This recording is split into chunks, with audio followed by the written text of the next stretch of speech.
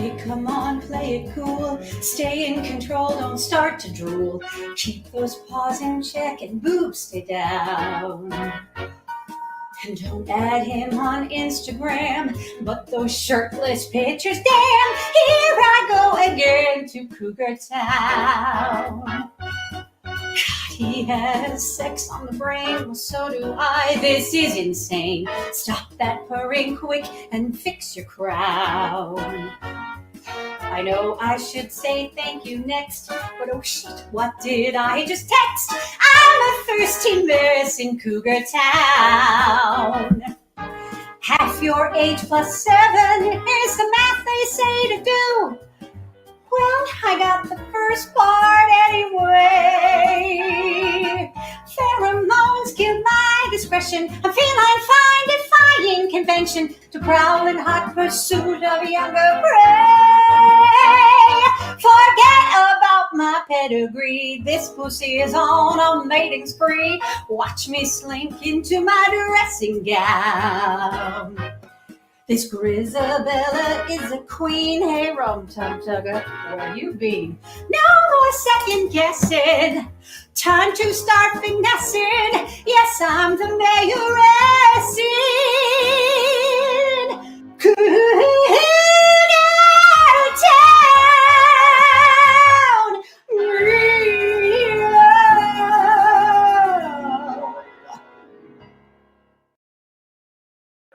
Hey, everybody. I know that you're all applauding crazy at home. Thank you for joining us. My name is Landon Braverman. I am the co-founding artistic director of the Canadian Musical Theatre Writers Collective, otherwise known as CMTWC. I'm coming to you live from my apartment in Brooklyn. We're so happy you're here. That was a song called Cougar Town, music and lyrics by Alisha Ruiss from a song cycle she is developing, performed by the one and only Petrina Bromley. Both of them will be joining us later in the broadcast. So thank you for being here. What are we doing here? Tonight is the final showcase for the advanced class of our CMTWC Writers Workshop. The Writers Workshop is a very unique program. It is the only program of its kind in Canada. It is a program for emerging musical theater writers, that's composers, lyricists, and book writers, to study the craft of how to write a new musical. In the first year, in our beginner introductory stream, students work on learning the basic craft of how to write songs and tell stories. And in the second year, in our advanced class, they start to work on full-length musicals. And that's what we're going to be hearing songs from tonight. We are in a brave new world, as you know. I am coming to you with AirPods on in my little home office in my corner in Brooklyn. We would typically be in a studio in Montreal, but the plus side of this is anyone anywhere gets to be a part of the showcase tonight, and we're so grateful to all the performers for taking the time to put these performances together, and especially to the writers who have been working their butts off to bring this work to you and who have been brave and bold enough to allow us to put it out on the great old interweb for everyone to enjoy tonight. It looks like we have over almost 100 people with us so far tonight. So thank you all wherever you're from.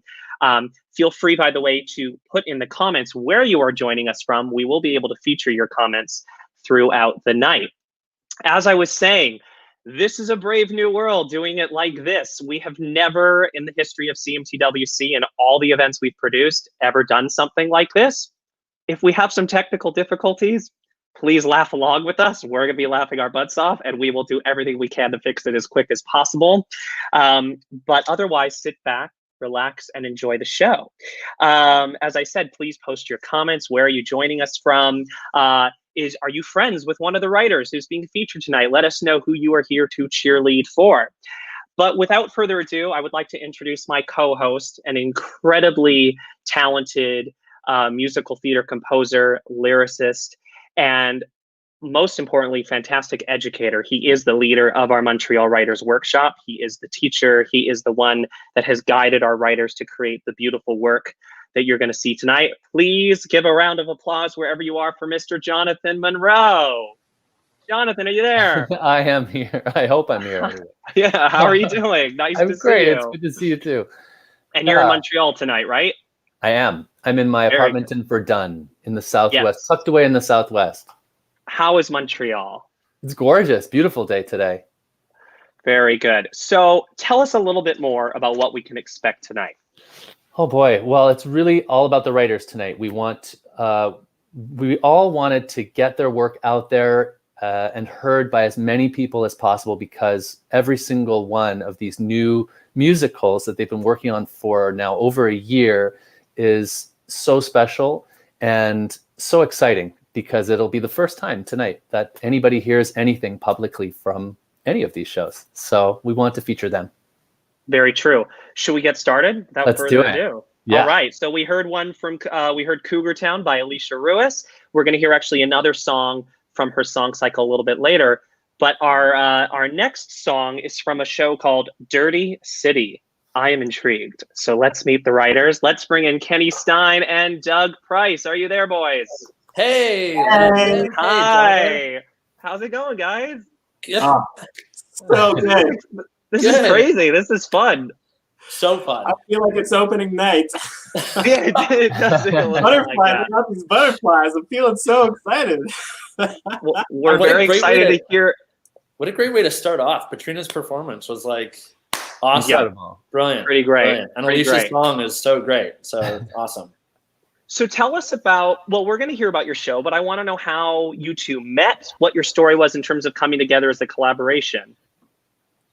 Sure. So Kenny, do you want to take it? Sure. So we met in year one of Jonathan's class at CMTWC, and we ended up working together on the final project, which was a 10-minute musical, which we had an absolutely amazing time doing. And based on that collaboration, we couldn't say no to teaming up once again for year two. And tell us a little bit about the show. Tell us about Dirty City, what we need to know before we hear a scene in a song. So we are so excited. We've been working on Dirty City for months and months and months. And I'll give you a little bit of context about what you're about to see. So our show, Dirty City, in this version, Colin, a public works employee and single dad, conspires to save his job by faking a graffiti war. But in doing so, he inadvertently sets off a very real citywide panic and must gain the trust of the local street punks to set things right. So in this scene, you're going to see Colin and Mancini, his boss. The mayor has just threatened to shut them down, and Colin's got to come up with a wacky idea to save the public works night shift. Very cool. Well, we're very excited to hear it. We have a recording of the scene with Kenny and Doug, and then we're going to hear a song called Clean, performed by Scott Beaudin and Evangelia Kambites. Shall we take it away, guys? Take it away. Let's go. All right. We'll see you guys in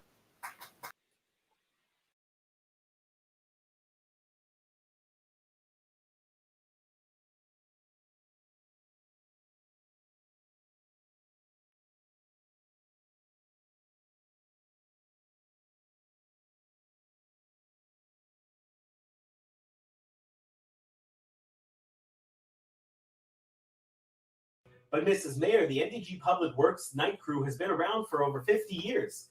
The numbers you're talking about don't tell the whole story. If you just let me address the council, raccoon chasers, of course not. You give me 3 days, Mrs. Mayor.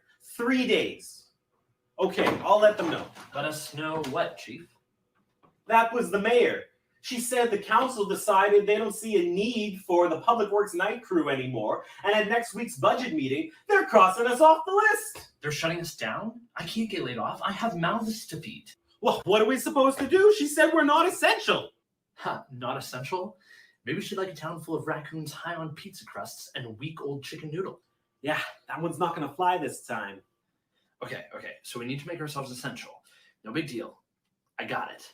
What is the biggest problem plaguing this city every single night? The raccoons. Besides the raccoons. I don't know what.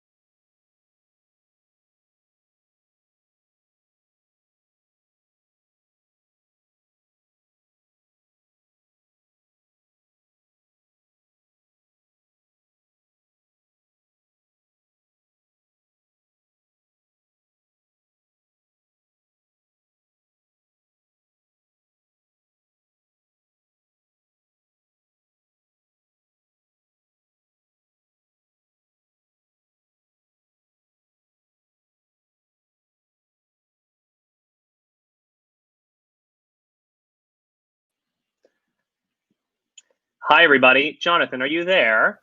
I am. We were getting word that there was no audio. Is that correct? That is right.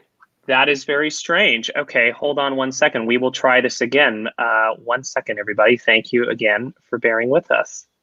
1 second here.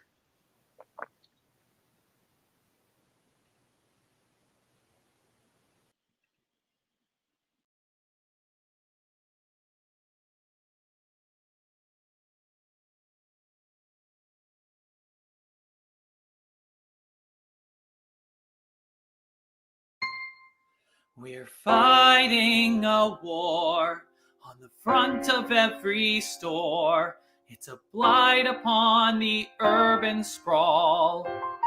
In every cranny, every nook, nearly everywhere you look, there's writing on most every wall.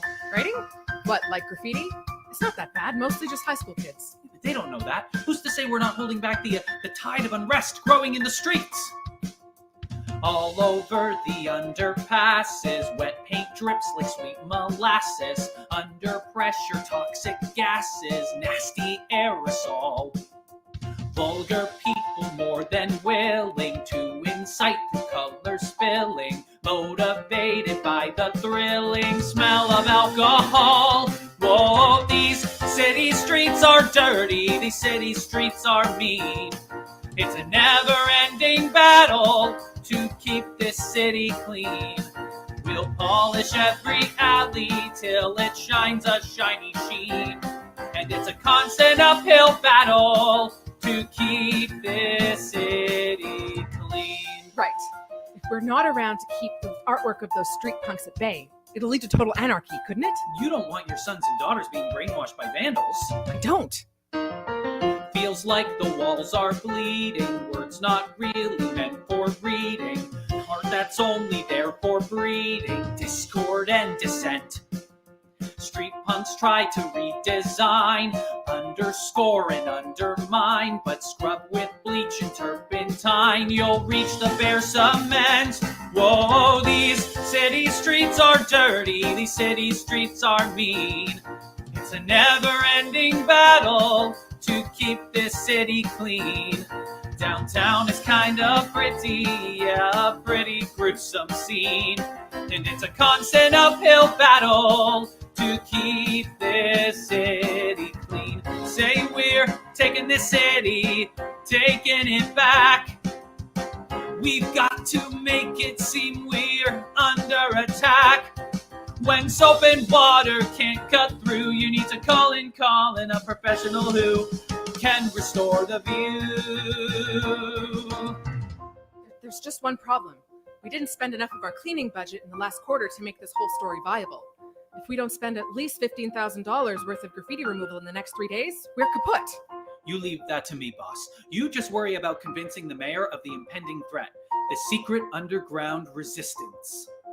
I think I can handle that. These city streets are dirty, these city streets are mean. I'm gonna make it It's a shine battle to keep this city clean. before deadline, from 2nd up to Main Street and every single wall between.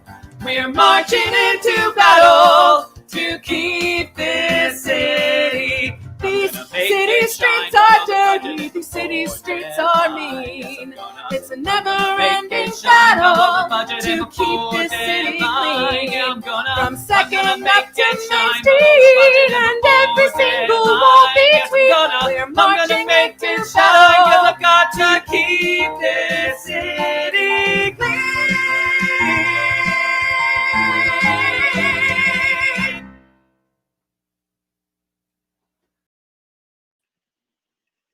There we go. That was clean. All right. Oh, so good. That was clean. Once again, from Dirty City, written by the one and only Doug Price and Kenny Stein. Thank you, boys, so much. Congratulations. What a wonderful, wonderful way to keep the evening going. All right. Jonathan, before we carry on, I would love to chat with you for a sec because we have so many people tuning in, and I'm sure many are curious to know what really is the Writers Workshop? How does it actually function? So tell us a little bit about what it's been like for you teaching the next generation of Canadian musical theater writers. Sure, it's a secret lair, and if I told you anything about it, then it'd be the end of the show. But no, Okay. we are a group of writers. It's loosely based on the BMI workshop that I attended in New York for 5 years, and essentially what we do is we learn how to write songs for musicals in the first year. So lyrics, if you're a lyricist, and composition if you're a composer. Sometimes we have lyric writers and composers, and they learn both. And then in the second year, we kind of we started in the first year, but in the second year, we really tie it all together where we work on they work on one big musical that they want to write. So either an original piece or something that is in the public domain that's open in terms of copyright. And really the classes are so much fun. We meet once every couple of weeks for 3 to 4 hours, and people get up, they perform their pieces. It's exciting to watch all of this new creation.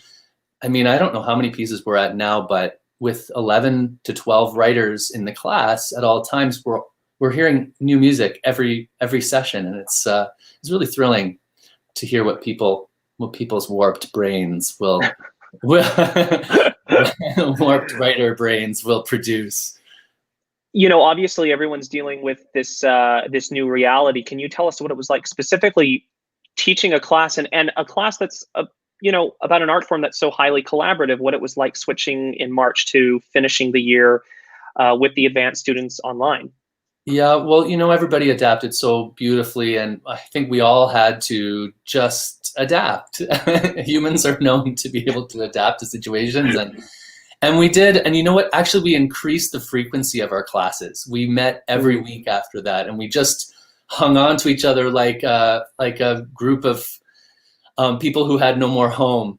So it was exciting in a way to be able to connect, and we got closer as a group, and everybody stepped up their game after that. The focus got more intense, and people got really excited about what they were writing. So I think in a way it brought a lot of creative energy out of the class, and you'll hear it tonight. I have one more question before we hear the next song. For those of you who don't know, Jonathan Monro himself has an incredible career, has written so many lovely musicals, and many with Canadian content. Most recently, of course, the very successful adaptation of The Hockey Sweater, which was at the Siegel Center and other theaters across the country. We talk a lot at CMTWC about being a community, which you were sort of just hinting at, and what we hope to build and grow as a community in this country. I'm curious, as someone who's written Canadian shows and is really the ground level of supporting the next generation of Canadian writers, what do you see or what do you dream of as the next sort of step, next phase for Canadian musical theater? It's a really good question. It's a big, big question.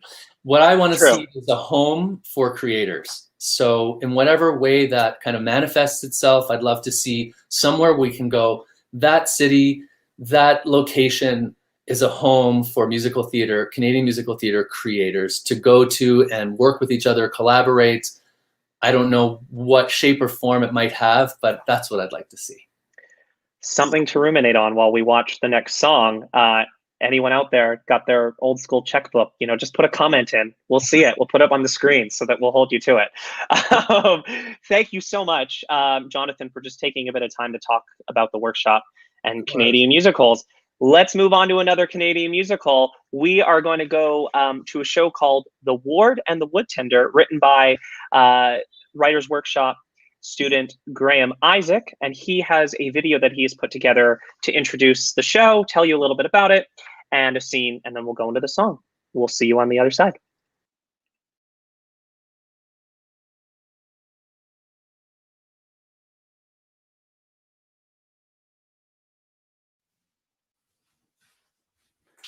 Good evening. My name is Graham, and I'm writing a show called The Ward of the Woodtender. The Ward of the Woodtender is a story about a little girl who flees her village into a dangerous forest, only to find that she must rescue the forest from a deadly poison. Moments ago, at the edge of the forest, an old drunk implored Emma to take this last medicinal flower to someone called the wood tender. But before Emma could ask, "What's a wood tender?" the old drunk was captured by werewolves, and Emma fled into the forest carrying the flower.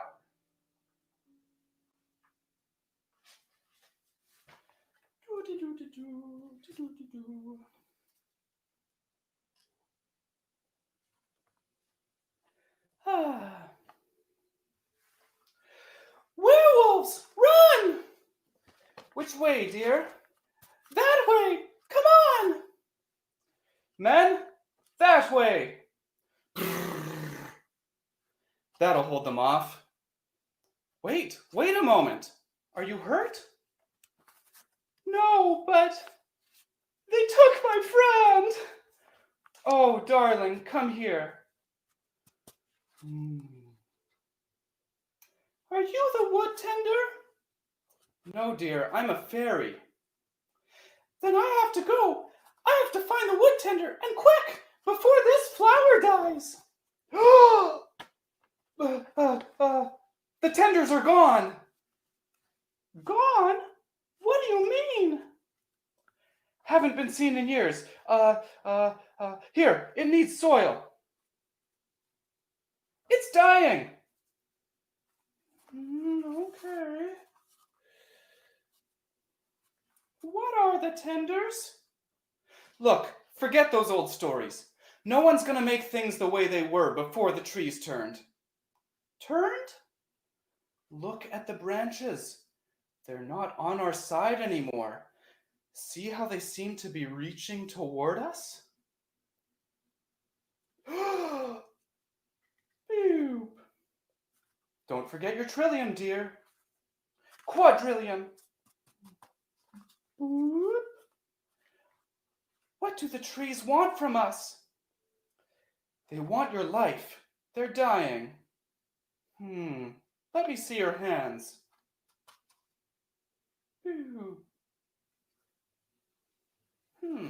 You'd better come with me and bring your flower. Where? The fairy city. You'll love it. With you at my side, we can shape the story ourselves to create real change. But what if the tales are true? Wouldn't it be better to restore the forest than to win your election? And now to sing the role of Emma, we have Jaime MacLean.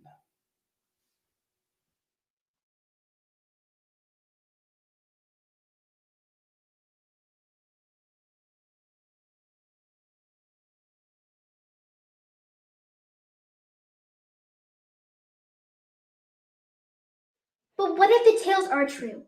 Wouldn't it be better to restore the forest than to win your election? What if we need the wood tender? Though I can tell you why. If I come with you, yes, your campaign's a success, but won't the whole forest die? And what if this flower is special, though it's starting to decompose? Could there be a power in this little flower that only the wood tender knows? If I thought the tales were hollow, I would take your hand and follow. But if I heard there might be hope, not just a short-term way to cope, I'd leave my things and go. I'd simply have to know. I'd even leave my home behind if it meant that I could find what could make this hell kind of more than I'd take the deepest well, just to unearth it. I'm finding the wood tender, and you're coming with me. What? I'm gonna need some protection as I begin this quest. Since I'm no fillet and no werewolf, I could say yours is the best. I never offered. Though my road ahead is scary, I could face it with a fairy. No, why would I? For your campaign, what if you heard there was a path to hope beyond your present wrath? You wandering because you find it if there was. You leave your perfect plans behind if it get the goods is kinda worth it. You went the biggest woods, just wonder. Yes, but Whirling with the tender when we find them, going like the forest you'll see. If any come to doubt us, you'll remind them, no false hope, the fairy guarantee. that sounds good. Then life has got hostility, and just the possibility of honest hope, I swear. We'll find it if it's there. Letting left my home behind, I can't go back in time. My all could make all this kinda worth it. Right open on a mess.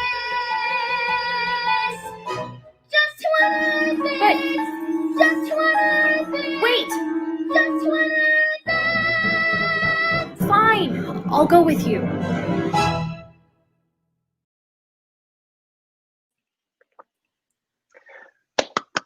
That was the incredible Jaime MacLean singing Just to Unearth It. And thank you again to Graham Isaak for that incredible introduction to your show, The Ward and the Woodtender. I'm so intrigued. I want to hear the whole story.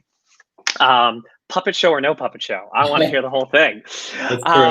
So we're very fortunate that we're getting to work with all these incredible Canadian actors to present these songs. And many of them are joining us live tonight.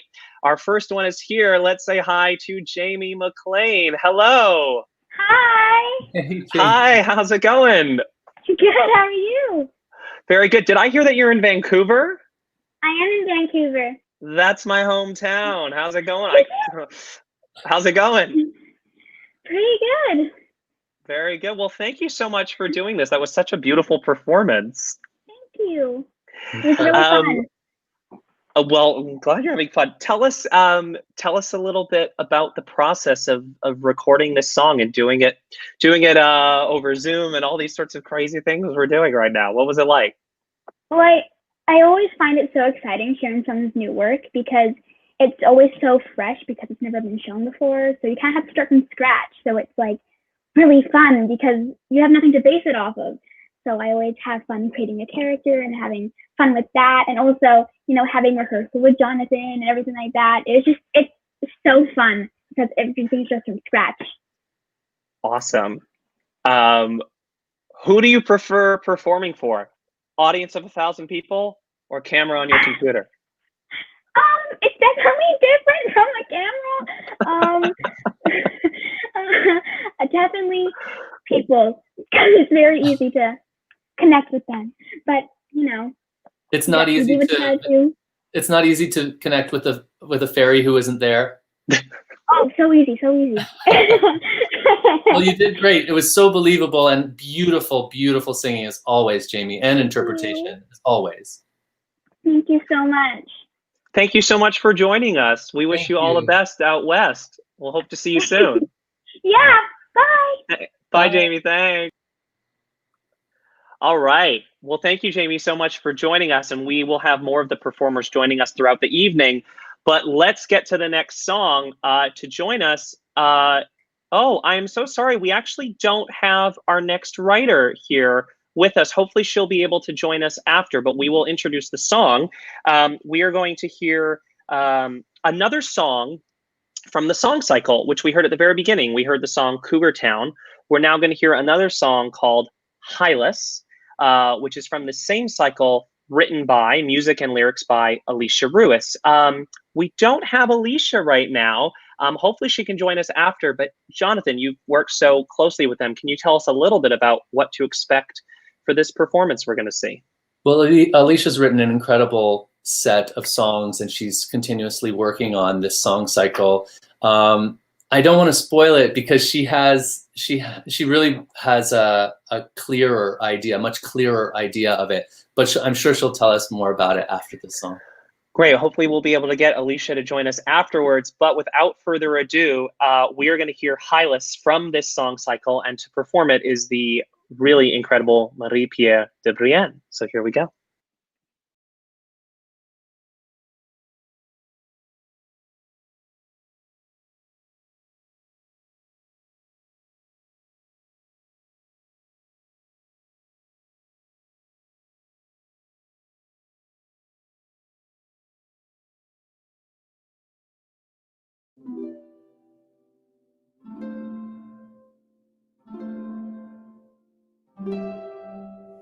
I came across him in a song, got lost in a wave of love too wrong to be made right, even if he wished to stay. Still his eyes kept haunting me, the soul inside them seemed to plead, to teach him how to find a way to pray. Oh, Hylas with their curly hair, don't you see your siren there, wrapped in dreams and roses, sweet and kind? Oh, Hylas, don't you hear her hymn? She beckons you to come and swim in her garden. Go see what you'll find. One day when I was not a saint, I told him I would like to paint our gaze against the wind and hands of time. So he left his sailing, came ashore, learned my love for an hour to pour, for all the secrets needed for the climb. Oh, Hylas with their curly hair, you held a dream for a moment there, wrapped in your arms and rose above the bind. Oh, Hylas, did you hear her hymn? See her glow though the light was dim, and will you keep safe what she left behind?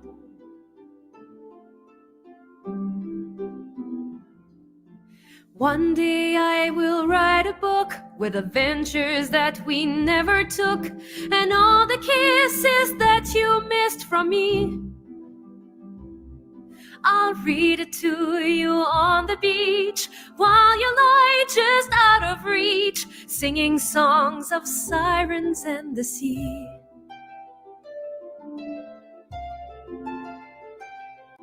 Oh, Hylas with their curly hair, listen to your siren there, wrap her dreams in roses, sweet and kind.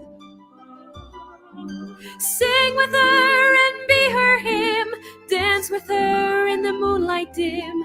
A love like hers should not be left behind. A love like hers should not be left behind.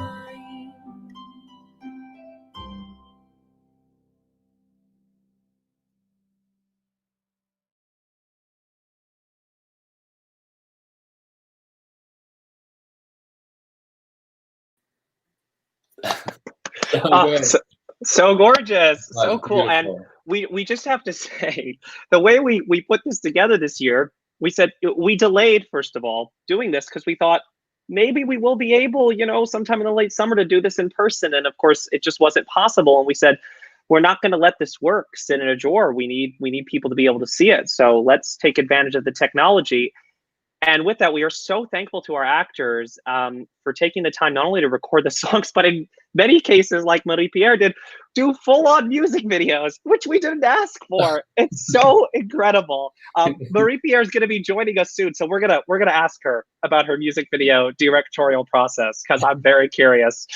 But before we do that, we have Alisha now, so let's bring Alisha in because we would love to hear about your process writing that gorgeous song. Hi, Alisha. Hi. Hey. Well, How you doing? Now I'm teary. I didn't think I would cry, but I'm like, I guess we're more prone to tears these days.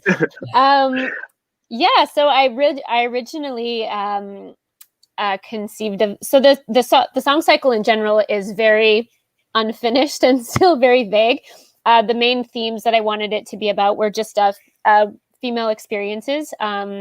Which may or may not be taken from my own life, and nobody will ever know. And so for this particular piece, I had originally thought of it on harp, which shows up in the track, thanks to Jonathan. And I should say that the piano arrangement of this originally was by Ben Kwong, so I want to make sure to acknowledge him as well as Jonathan. And in terms of the actual content of that last one. The name Hylas is actually the name of the Roman Hercules' companion and servant in classical mythology. And he's described as a boy whose hair hung down in curls. and he was abducted by water nymphs due to his beauty. And so you can find this in a lot of different paintings.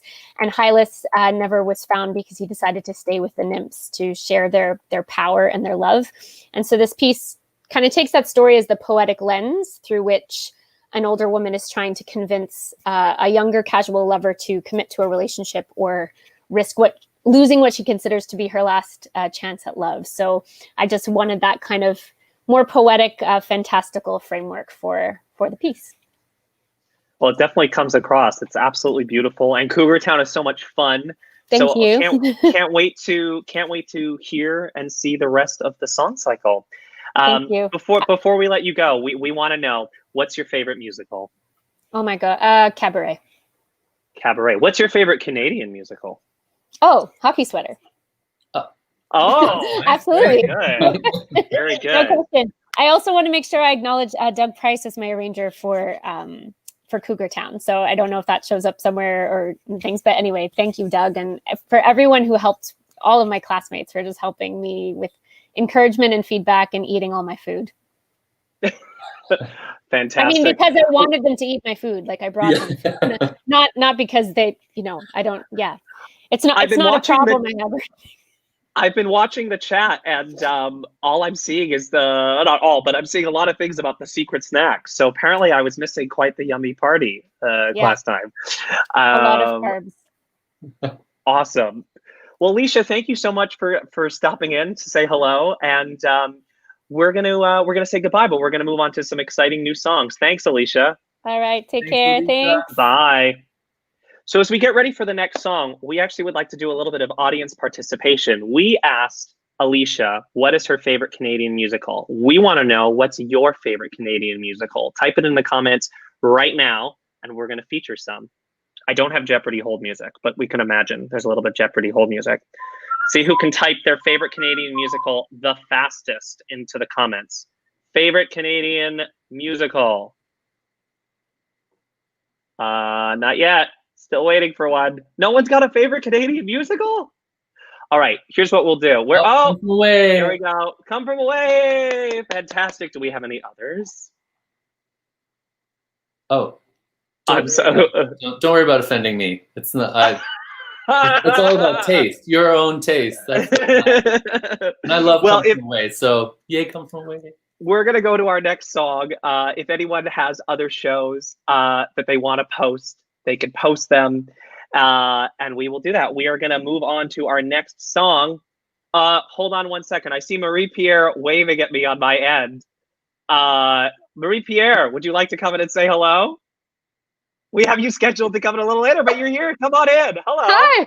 Hey, Marie-Pierre. How you doing? Hey, hi. Oh, hold on one sec. We got the very necessary Anna Green Gables answer. Thank you, Doug Price. Also Yes, got please. Anne, of course.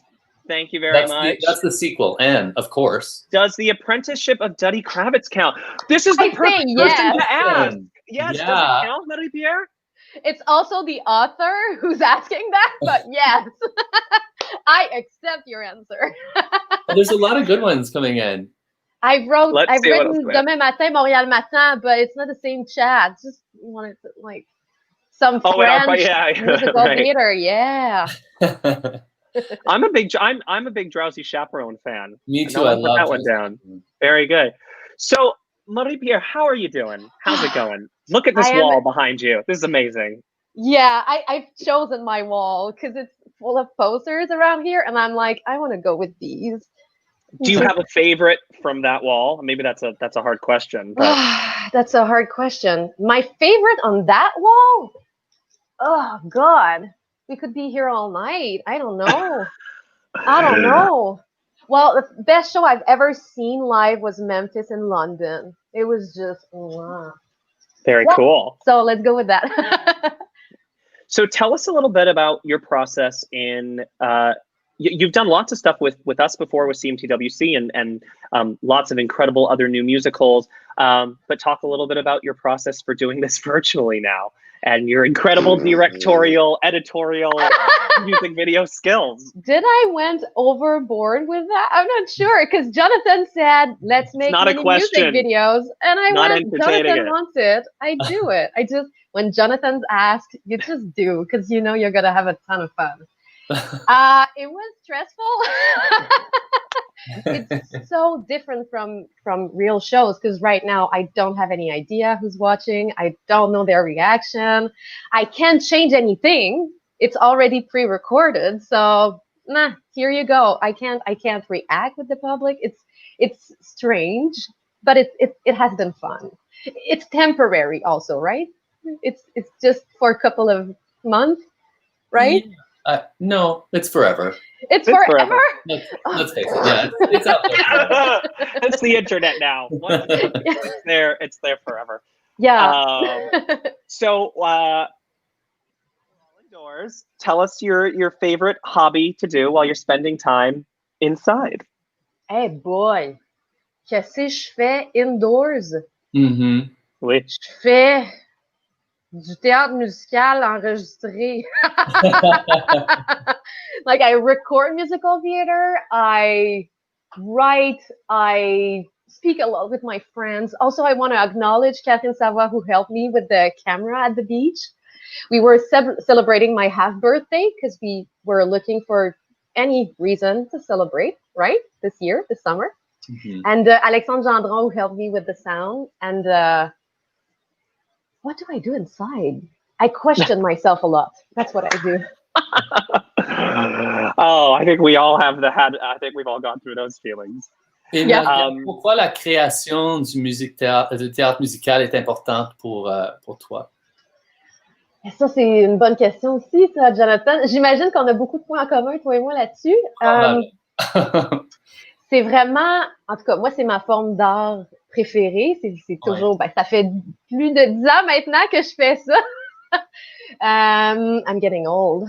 Mais je prends de l'expérience et ça c'est beaucoup plus précieux que l'âge, selon moi. Je sais pas, j'en aurais long à dire. Chaque parcelle de mon corps est fait de théâtre musical. J'ai été dans une école primaire à vocation artistique, là, de performing arts, où on apprenait aussi à jouer des instruments. Puis je pense que j'ai été brainwashée plus jeune, mais c'est le meilleur brainwash que j'ai jamais eu. Pour vrai, je le recommande à tout le monde. Si vous pouvez brainwasher votre monde, allez-y. Like brainwash with musical theater? With musical theater, yeah. Not bad to be brainwashed with that. Not bad. There are more bad things than that, I guess. That's true. Well, why don't we get brainwashed with some more musical theater? I'm ready for it. Okay. I'm ready for it too. Marie-Pierre, thank you so much for being here. As always, you bring so much light and energy to the room, the digital room, wherever we're at. We love having you at CMTWC events to share your voice and your passion for musical theater. And we have some more performances to look forward to from you coming up. So thank you so much again for being with us.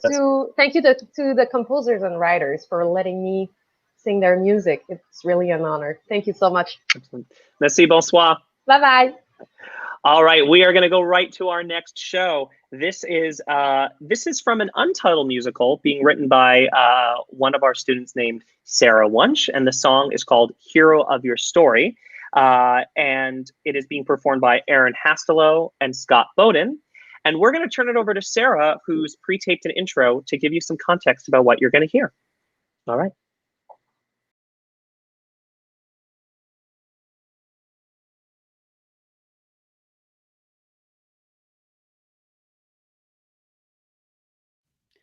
Hello, thank you to everyone who's watching, by the way. Thank you for supporting these new musical theater works. My name is Sara Wunsch. I'm a lyricist and composer, and I'm so grateful to have worked with Jonathan Monro for the past 2 years through the CMTWC Writers Workshops, which I highly recommend. Especially for me, I've been adapting a young adult novel into a musical, hoping to get the stage rights. So this song is called Hero of Your Story, and it is a moment in that story where a confident young man, played by Aaron Hastelow, is trying to help his less confident best friend, played by Scott Beaudin, to get the courage to ask his crush out on a date, simply by telling him to be the hero of his own story. So, take it away, Aaron and Scott.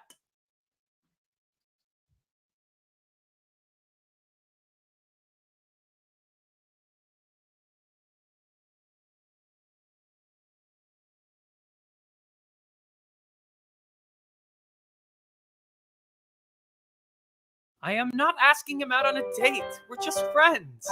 But you already admitted you had feelings for him. Yeah, but I would never tell him that. You're killing me, man. So you admit this guy makes your heart start to race. He's clever and cute, he turns you on. So take him on a date and then kiss his face. Show him how you feel or he'll be gone. Let me tell you something I learned about falling in love. If you don't take a risk, you get no reward. If you don't make a move, you'll always be ignored. If there's no catalyst, there's no reaction. Nothing will change if you don't take action. You're the hero of your story, or the name in lights, the leading man. Now it's time to claim your glory. You are brave enough, I know you can. Why are you so invested in me finding a boyfriend? Because your love life is like a romantic musical in the making, and you are the leading man. Wait, what? Since when am I in a rom-com? You say that you don't want the world to know your name. You think you have nothing to give. But I know the light in you could set the world aflame. Inspire us that life is meant to live. We want you to be the hero. Show us the way. If you don't sing a tune, no one will strike a chord. If you don't write a show, you'll get no Tony Award. If there's no catalyst, there's no reaction. Nothing will change if you don't take action. You're the hero of your story, or the name in lights, the leading man. Now it's time to claim your glory. You are brave enough, I know you can. Orpheus walked to Hades' town to find his love, Eurydice. Allison changed her major to have fun with Joan more consistently. Roxy rocked Chicago to get a name on everybody's lips. And Darren Criss became my personal hero just by swinging his hips. So what are you gonna do now? Okay, fine. I'll ask him out. Damn you and your catchy songs. I'm the hero of my story. I'm the name in lights, the leading man. Now it's time to claim my glory. I am brave enough, I know I can. I'm the hero of my story.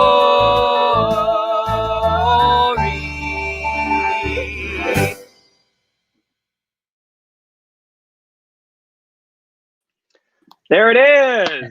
That was Scott Beaudin, Aaron Hastelow, hero of your story.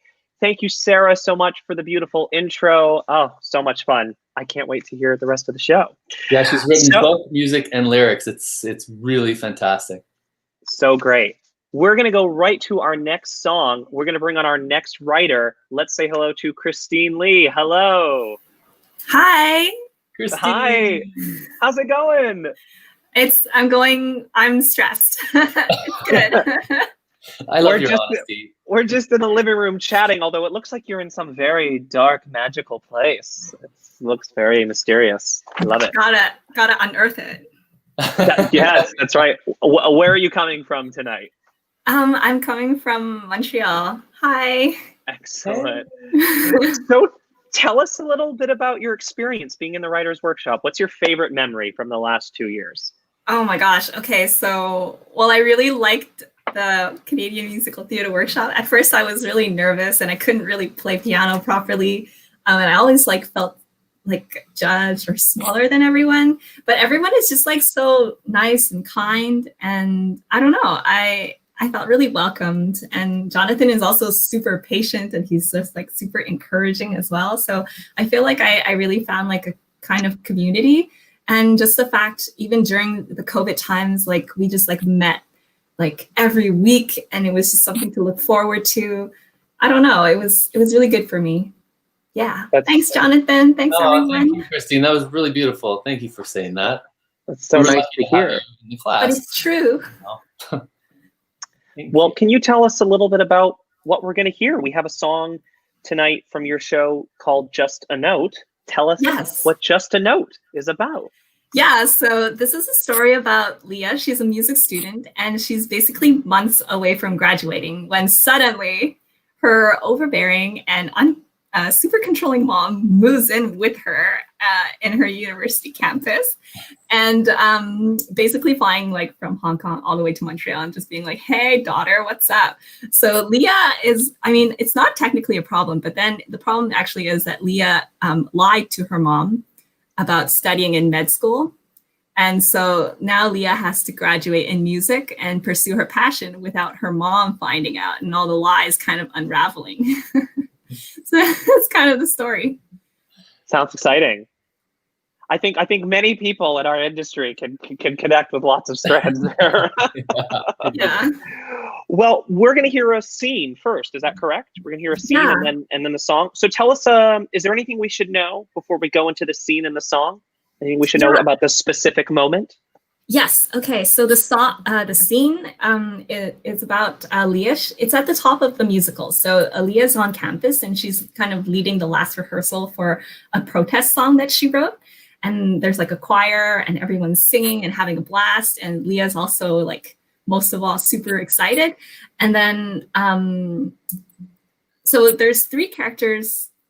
Two characters in this scene. There's Leah, who will be read by Virginie Daigle and sung by Marie-Pierre de Brienne, who you guys just saw earlier on with her interview. And I'll be reading Mother. And there's the third person who's a chorister, which I've recorded a line. So hopefully, technically, if everything works out, it's going to be great. So yeah. Amazing. I don't know if we can bring on Virginie so she can. We're going to bring her on right now. Virginie, are you here? Yes, hi. Yes, hi. All right, well, Jonathan and I are going to exit stage left, right? I don't know. Exit stage digital. And we're going to let you take it away. And then when you're done, we're going to hear the song. So excited. Here we go. So to transition into the scene. So at the climax of the protest song, just as Leah is about to belt the highest note, a Nokia ringtone rips through and interrupts everything, and everyone in rehearsal gasps. And then they gather to gossip around Leah when they realize it's Leah's phone that's ringing. Hello? I thought I told you not to answer numbers that you don't know. Mom? Huh? Why is it so noisy? Are you at a protest? No. Free Hong Kong! Free Hong Kong style bubble tea. Wow, they're giving away free bubble tea. Don't lie to me. I heard that. Turn on your video camera. Free bubble tea. Hold on, I'll call you back. You hang up now and I will come and find you at McGill. Mom, it's just bubble tea. My friend wanted to give it to me, okay? And anyways, this is Montreal. No one even knows about the Hong Kong protests. It's not a thing. See? I'm next to the chalkboard. Where's your bubble tea? I gave it back to my friend because you were being so noisy and you're always against everything I do. Don't yell at me and stick to your studies, Leah. You're a doctor. Yeah, I'll be an amazing doctor. How are you and Dad? Your dad is your dad. He'll never change. At what time are you done school today? Oh, but I thought he wasn't feeling well. He's never feeling well enough to talk. I need you to be at your apartment. When will you be there? My apartment? I don't know, soon. Did you get the tickets in the mail? What tickets? The tickets for the Christmas concert. For you and Dad? Since I'm not coming back this year? Leah, you have to focus on your studies. This is not... It's where you brought me to my first Beethoven symphony. Not the time for distractions. And there was a choir, and other kids were singing in it. Why are you throwing away your future that we sacrificed so much for? And there were 2 tickets in the envelope I sent you. I threw them away. Yeah, never mind, you're right. I gotta go now, Mom. Tonight, Yeah, okay, bye. And now we have Marie-Pierre de Brienne, who will take it from here, singing as Leah.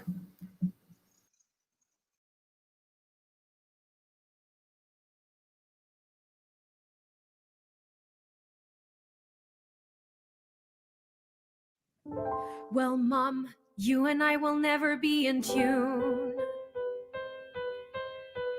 I know you had hopes, but I'm not doing this med school thing. I'm here on the scholarship to sing. I'm gonna be a rock star by the end of this June. I am living life, doing all the things I wanted to. Jamming with my friends and writing songs about you. Even if it means I need to carry on this scam, just so you can keep on loving me for who you think I am. I can pay my rent with my YouTube revenue. It's getting to the point where I am richer than you. But you only want that daughter you can pre-program, so you can keep on loving me for who you think I am. When I wear my graduation hat, you won't be there in the crowd. Should I have become a doctor just to make you proud? But I've lied for 4 years now, so it's kinda too late to stop. I guess that's why they say you gotta fake it till you make it to the top.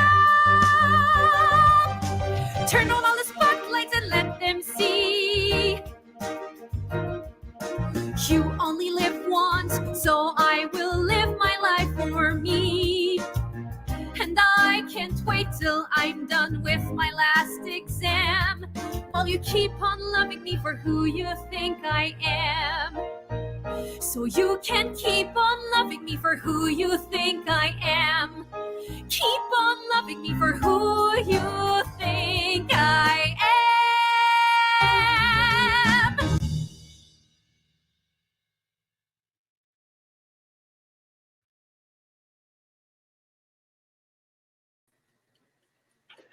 Another epic music video from Marie-Pierre. I can't handle it. I just love it so much.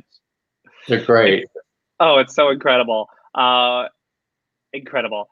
Okay. That was really fun. I'm still getting over all the editing. I loved it.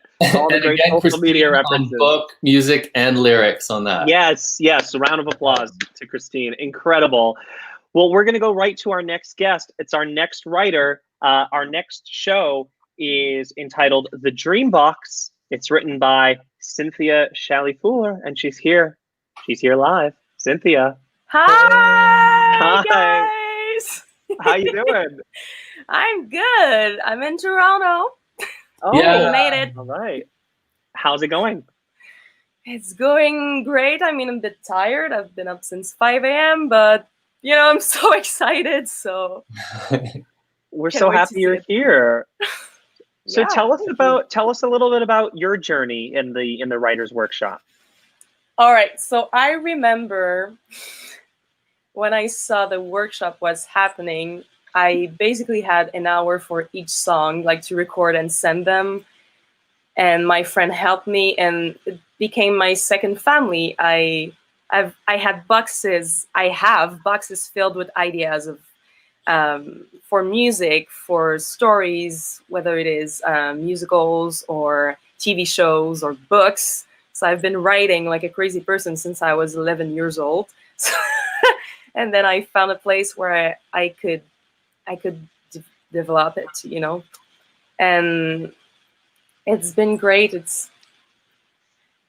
I realized I really could do this as a living in this class. Like it became, I have new dreams now.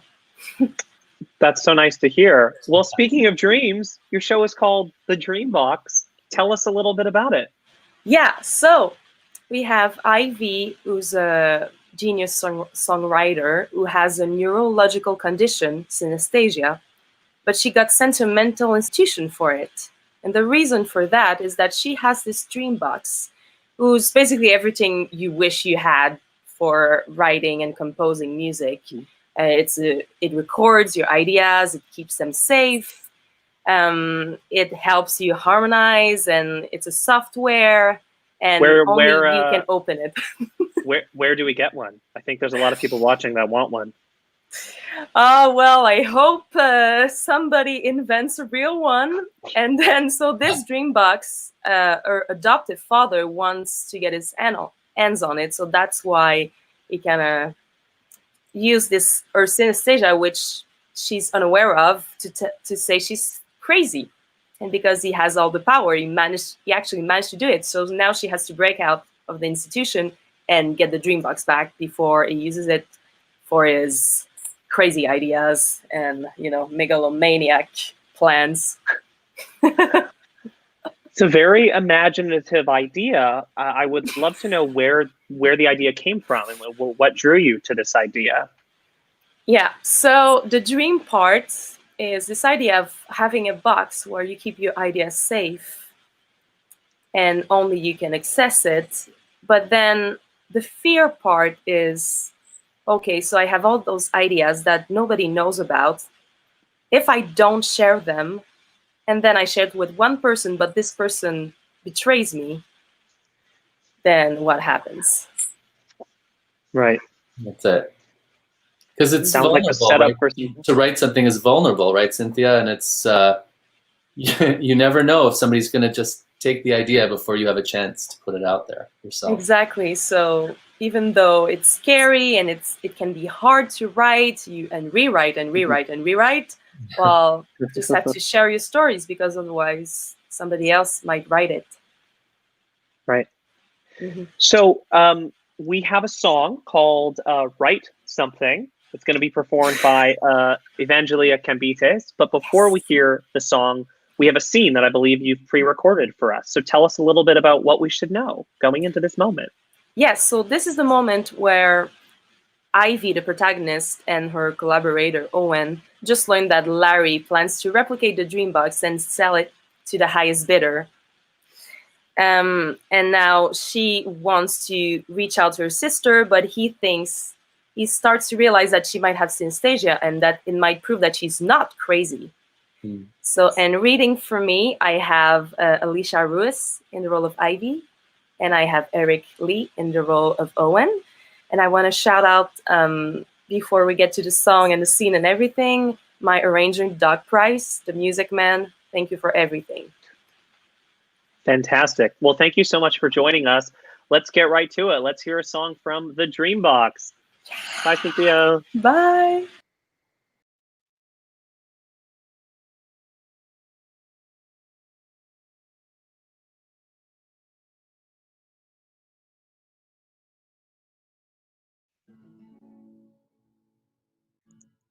I can't believe my sister would agree to that. I need to talk to her. You can't be serious. She can give us access to the dream box. We need her. Larry will know the minute you try to contact her. You can make sure the meeting stays secret. Don't get me wrong. I'd love to have her with us, but when it comes to you, I'm not sure I trust her. She did testify against you, remember? Yeah, but I know my sister. I think she had a hand in me going to the mental institution instead of prison. Can you stop for a second? Like, I can't focus with all of this green. Green? You mean blues? It was a bigger speech. Wait. Is it green now? What about now? Right now, it's just black because I don't know where you're going with this. It's not an answer. Come on, humor me. Blue? Green? Are you happy now?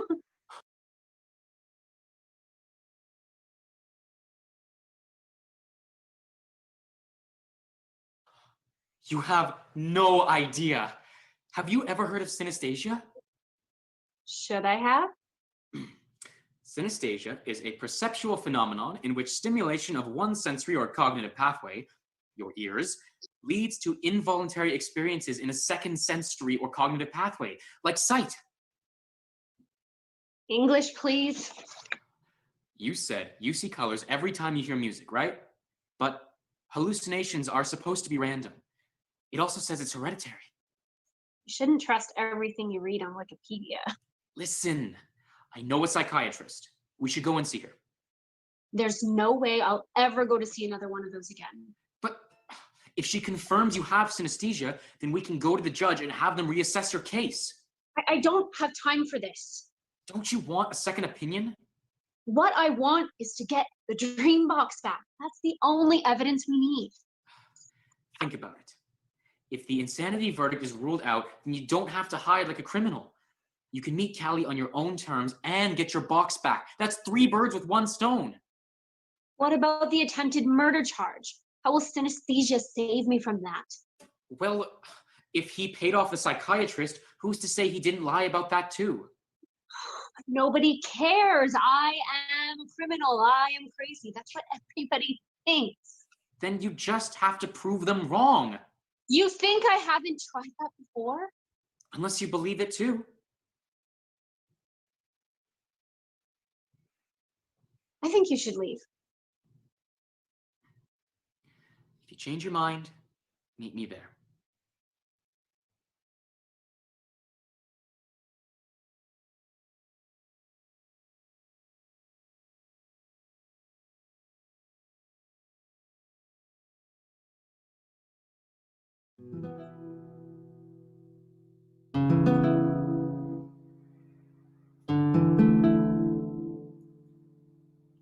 If he is right, it would be such a big deal. But if he's wrong, then I am crazy for real.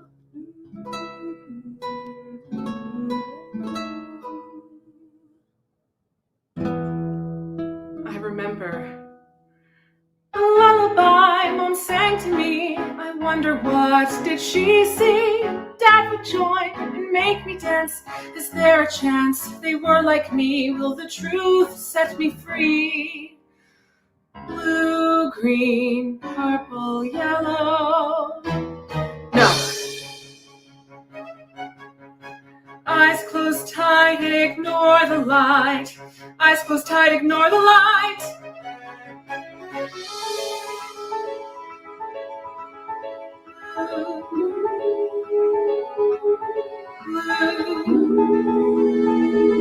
Blue, green, blue, green, blue, green, purple, yellow, blue, green, purple, yellow. Write something, think it through. Just start, follow your beating heart, and still keep writing something. Write something, something blue, something new, something they'll listen to, and still keep writing something. If they could see what I can see, if they could feel what I can feel, will they think I'm a little bit less? Will they write me off as a mess? Write something, think it through, write in spite, write to make it right, and still keep writing something, write something, something true, right or wrong, write it with a song, and still keep writing something blue.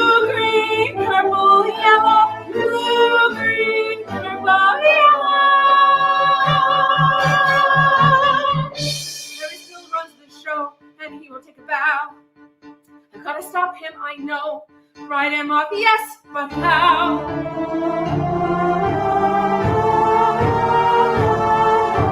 Blue, green, purple, yellow. Colors help him choose new ideas he can't abuse. He can't stop me from telling my tale. I know the truth will prevail. Write something, think it through, fix this mess, force him to confess, and still keep writing something. Write something, no more hiding. Time to act, time to face the fact, and still keep writing and saying and doing right.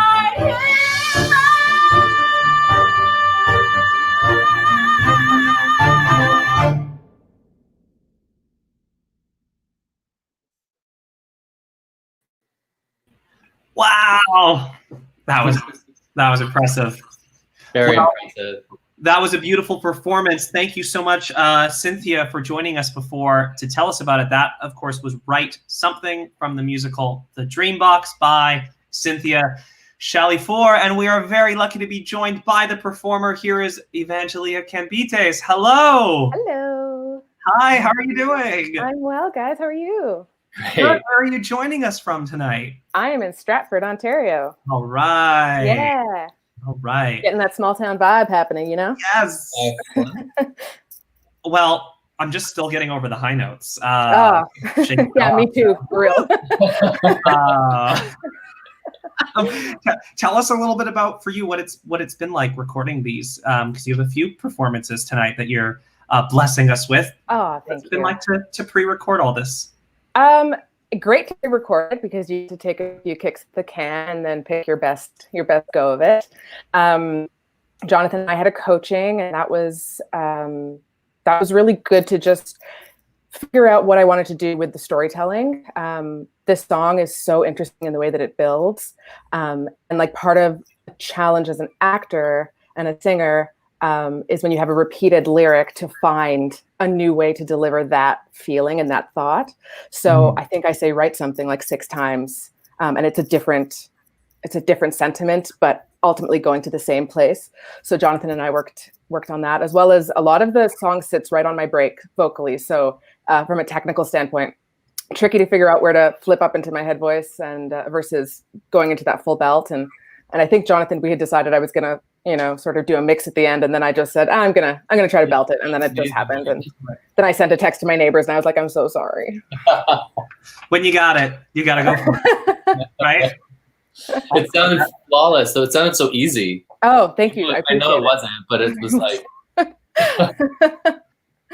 So let's see. Curious to know what's keeping you busy while you're indoors these days. What's your hobby? My hobby is painting. I've started painting again. Oh, wow. After many years away from that, I've picked up my watercolors. So I keep busy with some painting. And I've also recently become a plant mom. And so I'm trying to not kill all of my plants, which is much more difficult than you would think. So I spend time pruning my plants and talking to my plants and checking the soil because I have no employment. And so this is what we all do now. We just find these other weird hobbies. So that's pretty much what I do. Do you have a painting nearby you could show us? I don't think I do. Do I? No, I don't think I do in this room, unfortunately. Either way, I can guarantee you it's better than what I can do. I still do stick figures, stick men. Like, that's all I can do. It's really well. To each their own, right? So tell us what's your favorite Canadian musical? I love the hockey sweater. I got to be in the hockey sweater, so that was like amazing.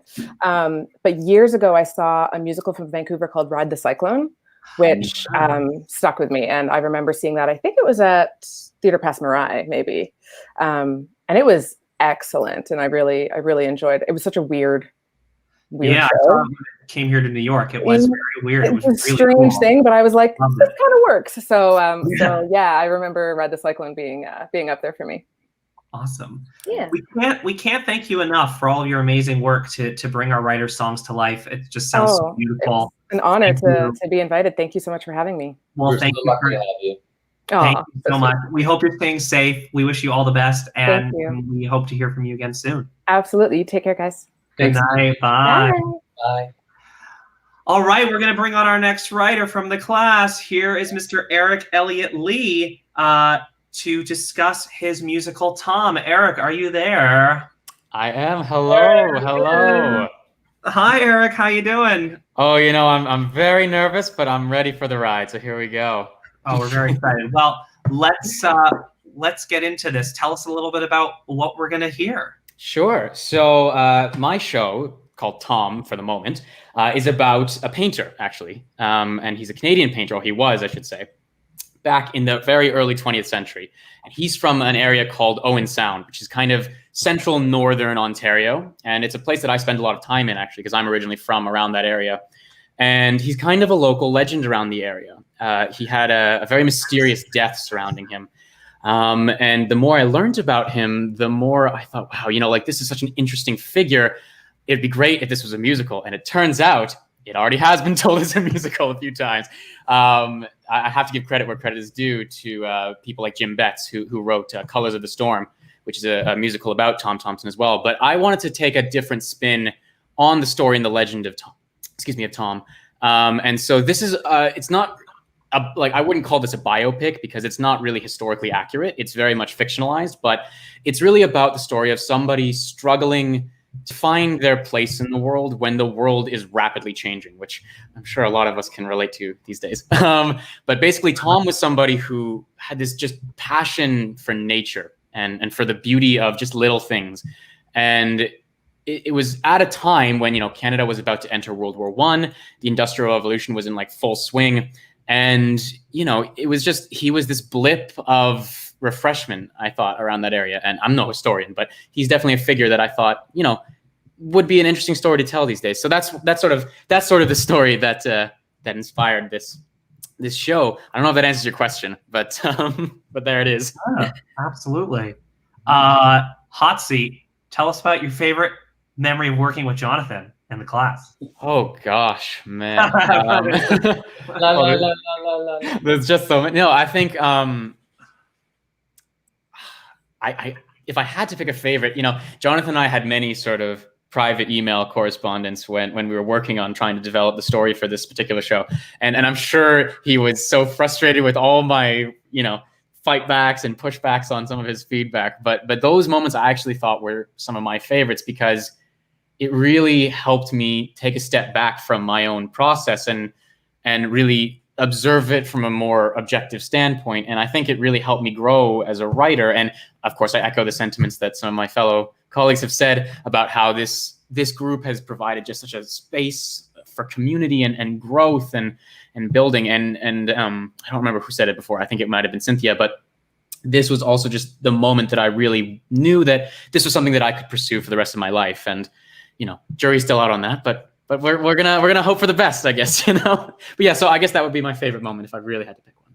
Great. Well, we're gonna hear a song called "A Glorious Tree" performed by the wonderful Aaron Hastelow, and we have a scene that you have recorded to get us into it. Anything we should know? Sure. Yeah. So the scene I recorded with my good friend and colleague Graham, who presented one of the songs earlier, and it's going to be between Tom, the main character, and his brother. His name is Jack, and Tom actually had a brother. His name wasn't Jack. His name was James, but he died very young in childhood. And in my story, he does that as well. And the cause of his death, it's not really specific, but it's basically tuberculosis, which was a big cause of death back then. And this scene is the first scene that we see the two together. And it happens right after Tom has just been fired from his job at the factory. And basically, this is really bad because the family, doesn't have a lot of income. The father's dead. The mother, can't work at that time. So basically their entire source of income has just been lost. But, Tom's trying to make sure that he doesn't scare Jack. So when Jack starts to worry about what Tom has to do, because Tom says he wants to go work for the bank next, which, has always been Tom's least favorite thing in the entire universe. Basically, he starts to cough and he starts to, get sick. And Tom, tries to distract him from that by showing him his pictures, his sketches. And that's his goal, basically, try to get Jack to fall asleep. And and the song will be performed by Aaron Hastelow. And I also think one of your nephews, if I'm not mistaken, is also going to make a cameo. My youngest nephew. There it is. And then I guess the only thing that might not be immediately apparent is just that near the middle, Tom takes out an acorn and uses that to sort of make an analogy about his brother. So other than that, I hope it's self-explanatory. So yeah. Let's go for it. Here we go. This is The Glorious Tree from the musical Tom by Elliot Lee.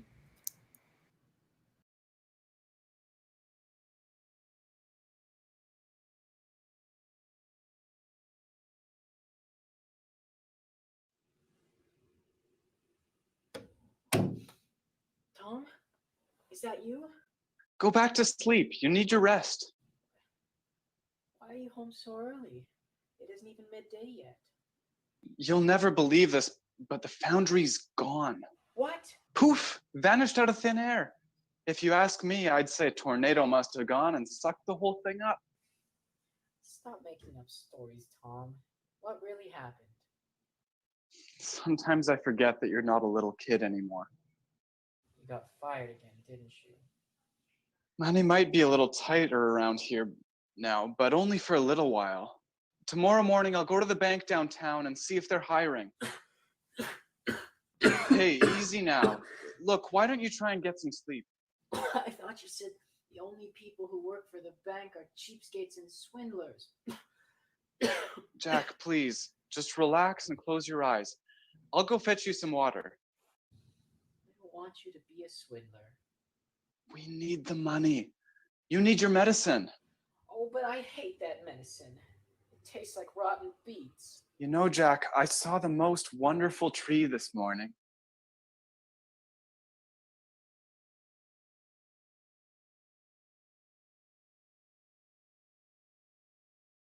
No, I hate that medicine. Tastes like rotten beets. You know, Jack, I saw the most wonderful tree this morning. Giving sweet shade to each passerby. Now close your eyes and count to 3. Picture yourself 'neath that glorious tree. 1, 2, nothing. Think of the colors. Hang on, come back to me. The grass is green, the bark is brown. Up in the heavens, a golden leaf crown. Imagine all the things you'd see sitting on top of that glorious tree. From high above, it looks so small. There'd be no worries or cares at all. And when the winter brings its cold, wait for spring, birds will sing, and you'll be whole. What? Life, Jack. Not even the mighty winter can take away a tree's beauty. What's this all got to do with me?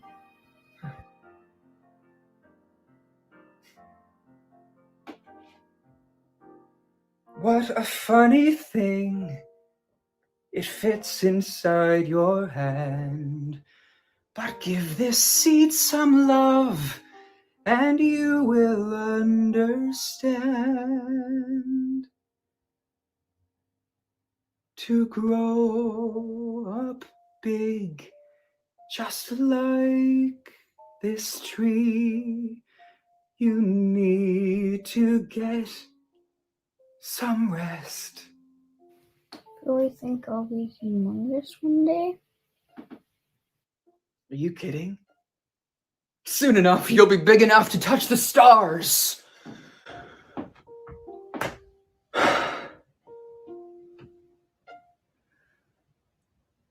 God, give me courage to stand by and wait. If I could only set him free. Some things in life can't be strong as that glorious tree.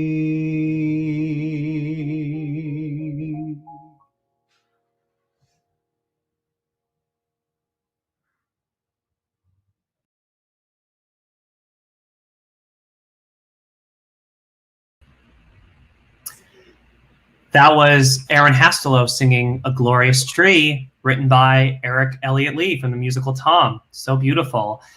Aaron can't join us tonight, but Aaron has done many events with us with CMTWC. He's an incredible performer. We're always so lucky to have him. So wherever you are, Aaron, we are wishing you nothing but love, health, happiness, all that stuff. We hope you're staying safe, and thank you as always for being a part of our community and our family.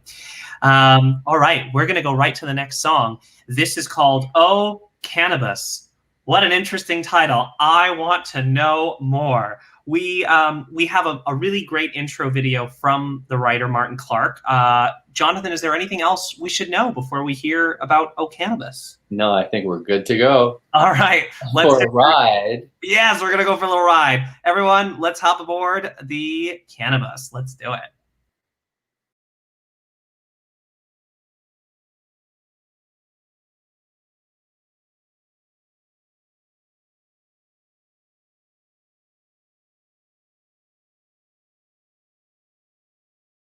Hi, I'm Martin Clarke, and this is Oh Cannabis, Act 1, Scene 7. A little bit about the story. It's a story about a lonely widower, Sam Dent. At one time, a fit marine and stock car driver, and 3 zany Montana seniors, all in declining health. And they hire a rock guitarist and his magic vintage show bus to search the BC Kootenays for an elusive but potent cannabis that will rejuvenate them in time to avoid going to the dreaded Splendid Falls nursing home. But after a week of searching, sampling, and more sampling, they are directed to evacuate the region because of forest fires. As they start for home, Sam recognizes the kidnapped girl on a poster as the one he saw on a remote pot farm. When he sees the kidnapper fleeing without her, Sam leads the group back up the mountain and into the approaching fire to rescue her. When on the way down the mountain, they get trapped by a flare-up. It'll take a burning bush, an artificial intelligent bus, and a combined life skills to save the day. In this scene, Scene 7, Act 1, the protagonist, Sam Dent, makes sure that the other 3 seniors, Jessica Lamb, Fanny Whitewolf, and Hank, are settled in for the trip. He thanks Derek and Hank for painting the bus and welcomes everybody aboard the great Cannabis, while trying to make light of the risky trip they are embarking on.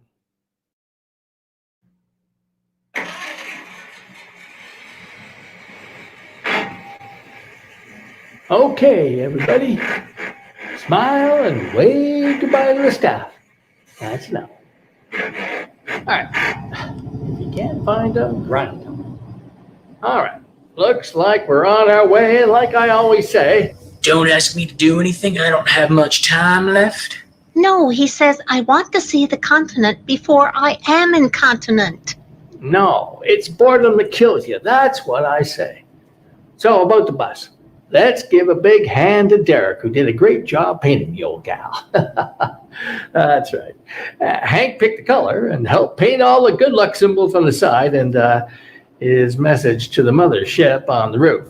So I think we've got everything covered, except they ran out of large decals at the dollar store. So what? Well, so instead of putting a big sign on the side, we put a smaller, the great Cannabis on the front. That was Derek's idea. Yeah. Now, this mission isn't going to be easy, so nothing's guaranteed, but with this amazing bus and with Derek's contacts and personal substance experience, we stand a very good chance of success. That means no nursing home. Yeah, that's the plan. And well, Jessica, you'll be able to hold a measuring spoon again without shaking it empty. And say, Hank, your lumbago will be gone, so you can wave your spaceship locator beacon over your head. And we all got too many leaks and not enough pails to hold them, so...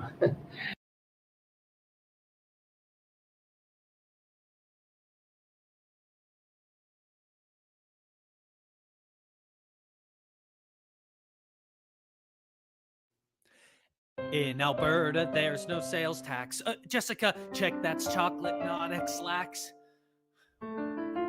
I assume you got diapers beneath your slacks. Oh, that's good. That's very good. 'Cause it's a fairly long drive. Let's assume we survive.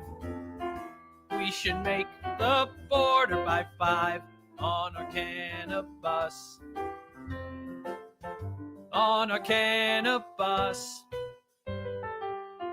Now I heard someone joke about us crazy old folk. They said, bet you 10 they're all gonna croak on our cannabis.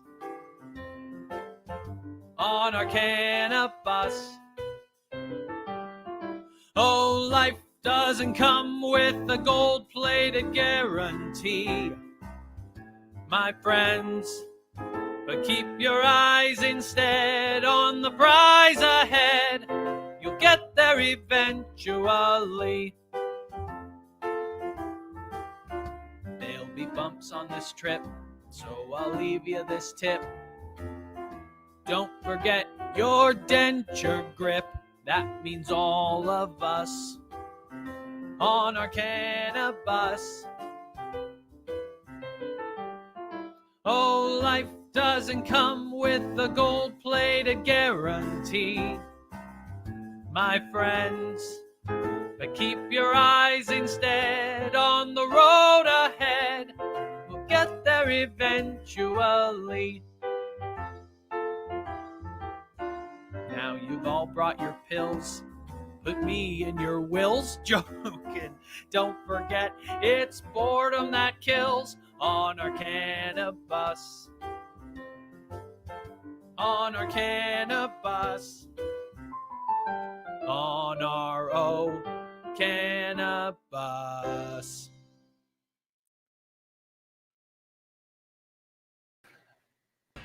All right. That was Oh Cannabis by Martin Clarke. I love that video intro. It's oh my God. Video intro is epic. Thank you, Martin, for making that, by the way. That was very impressive. Well, we have the performer here live. Let's bring on Scott. Hi, how you doing? Hello, boys. Hey, thanks for having me on. Of course. Where are you at tonight? I'm in Caledonia, Ontario right now, which is just south of Hamilton. Caledonia, Ontario. I don't know it. Very cool. What's the cool thing to do there in Caledonia? Just stare into the soy fields and contemplate the vast nothingness of Earth and hope that Jonathan emails you about singing a song. Very good. Scott, what I know you do a lot of new work. So what is it about new work that kind of inspires you? That it's the clean slate, really. That's so fresh. You know, if you go into a super well-known show, you know, if I got cast in Jesus Christ Superstar, I'm so washed over with every performance that's ever happened that it's difficult to not have that influence you. And while it is really interesting to take a new crack at something, and that's what's so great about theater and repeating work, and you know, I want to take a crack at Hamlet or whatever it might be, to dive into a new work is really great to collaborate with the writers, often with the writers, and to just make it yours and to breathe life into it and to bring the things that you bring to every role and to make it yours. It's a real privilege to do that, to have that trust from the creative team. Very cool. You were supposed to premiere Stephen Page and Daniel McIver's new show. You were one of the actors cast in that show. Hey, at Stratford. Yes. Here's What It Takes was the name of the show, featuring music by Stephen Page, which was such a crazy experience for me because my favorite band is literally Bare Naked Ladies. So auditioning for that show was being like, okay, you are about to go into a room with Santa Claus. And if Santa likes you, he's going to take you to the North Pole and show you how to make all the toys. And if he doesn't like you, you'll never be able to live with yourself. Luckily, I got to go to the North Pole for 4 days before we were told to go home. So it was I got to do the workshop with Stephen and Donna and Daniel, and that it was so great to sing those songs. And then right when we got started, mid-March, Stratford had to shut down, of course. But hopefully at some point in the future, we can get started on that again, because it was a great cast and awesome music and a really interesting story. I don't think a lot of people know that Stephen Page is like a really big musical theater guy, and he's performed in musicals before. I met him very randomly once at a thing, and for the 5 minutes I was with him, all we talked about was musicals, and I was blown away by his knowledge.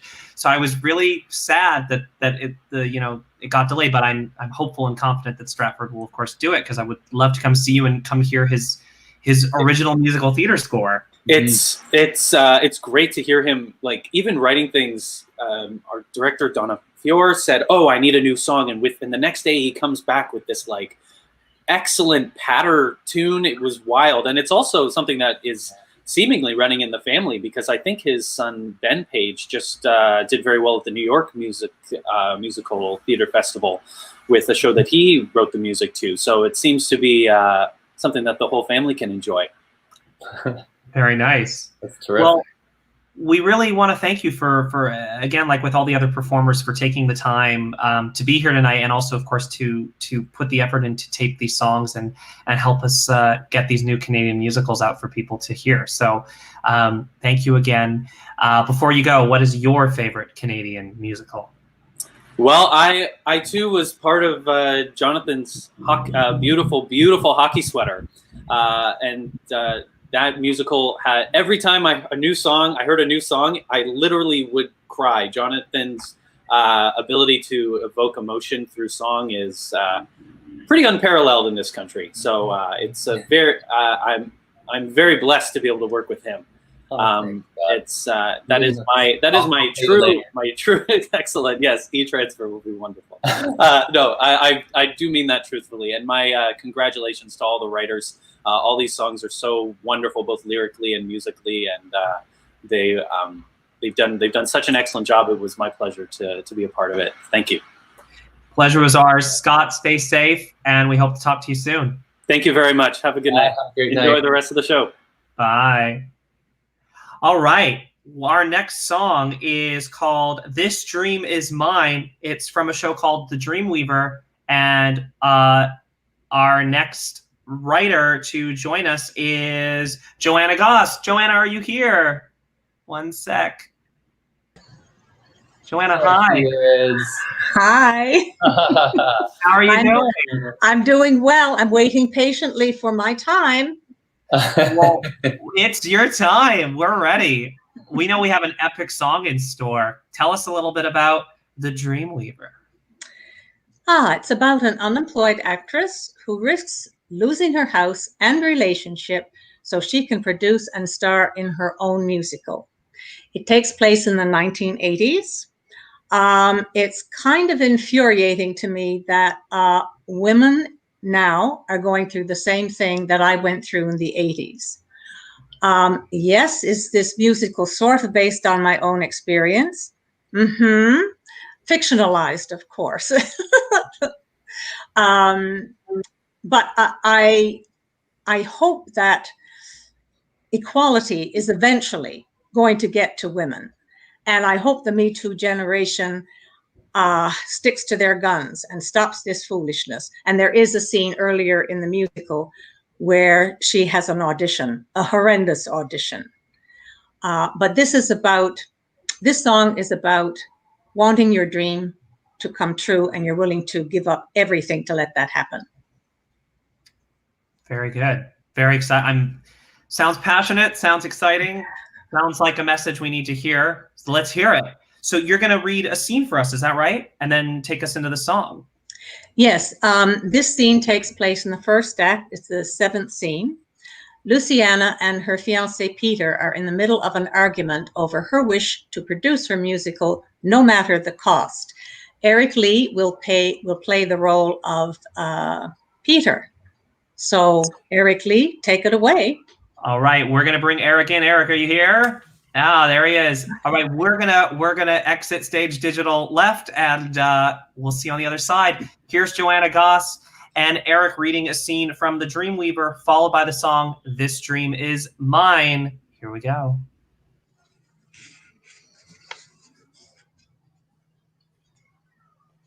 Lou, you're not the woman I fell in love with. You've become obsessed with your writing. You talk to the people in your musical like they're real, more real than I am. How can you be jealous of words? I want the woman who loves me, not the one who lives in a fantasy world. I'm an artist, Peter. We use our imaginations. We create something from nothing. But I also need a home and a family and a man who loves and encourages me. I guess that would be Eddie. Eddie is a friend, nothing more. You spend an awful lot of time with him. I'm not having an affair with Eddie. He is the composer of my musical. You know what they say about musicals? No, Peter. What do they say?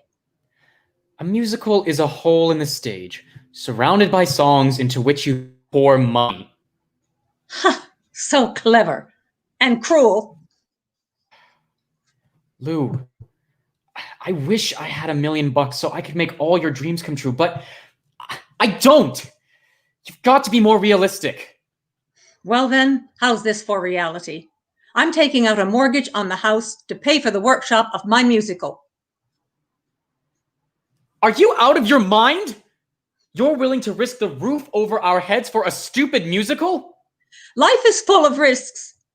Peter, you keep saying that you love me, but I don't see No, it. I do. I don't know any such thing. You only love your housekeeper and the woman in bed with you. I am who I am because I am an actor, mother, singer, dancer, writer, secretary, wife. It's not my fault I'm so damn versatile. All you want to see is a secretary wife, and I'm supposed to bury the rest of me. I gave up the acting and singing dream countless times, and the only thing left is writing. And yes, if the musical is a success, it would be a dream come true and worth fighting for with every aching muscle in my body. You'll fight for a musical in the sky dream, but you won't fight for me? I cannot give up my last living dream for you. You're asking too much. Luciana runs to her bedroom and slams the door. Petrina Bromley will now sing This Dream Is Mine. Take it away, Petrina.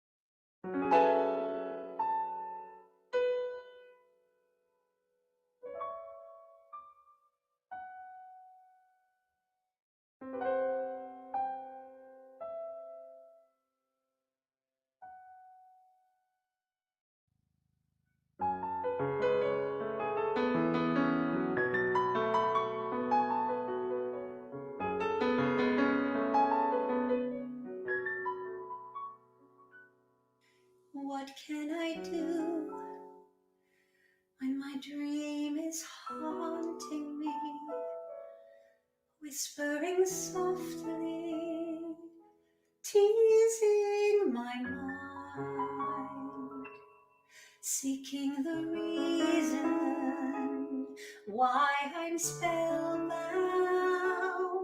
hiding inside me, where my truth is found. I must keep dreaming till the stars align. I must keep writing till this dream is mine.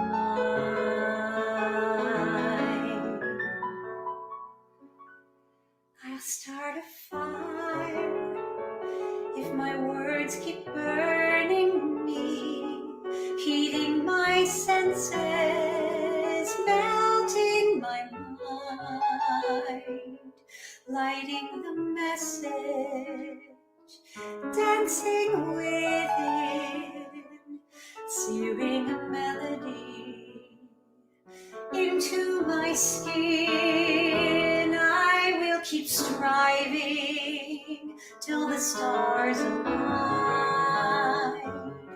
I will keep writing till this dream is mine. A dream that will triumph, a dream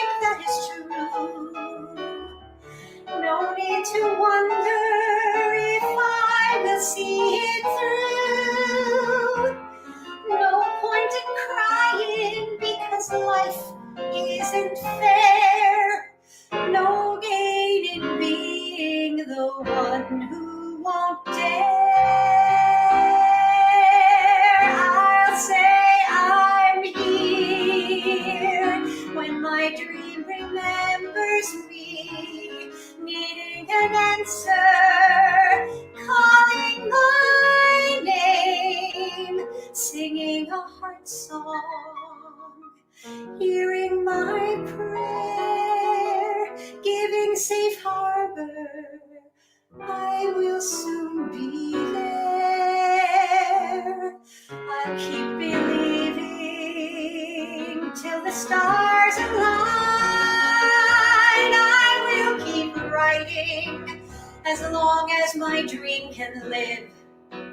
As long as there's life to give, I remember that moment when this dream is mine.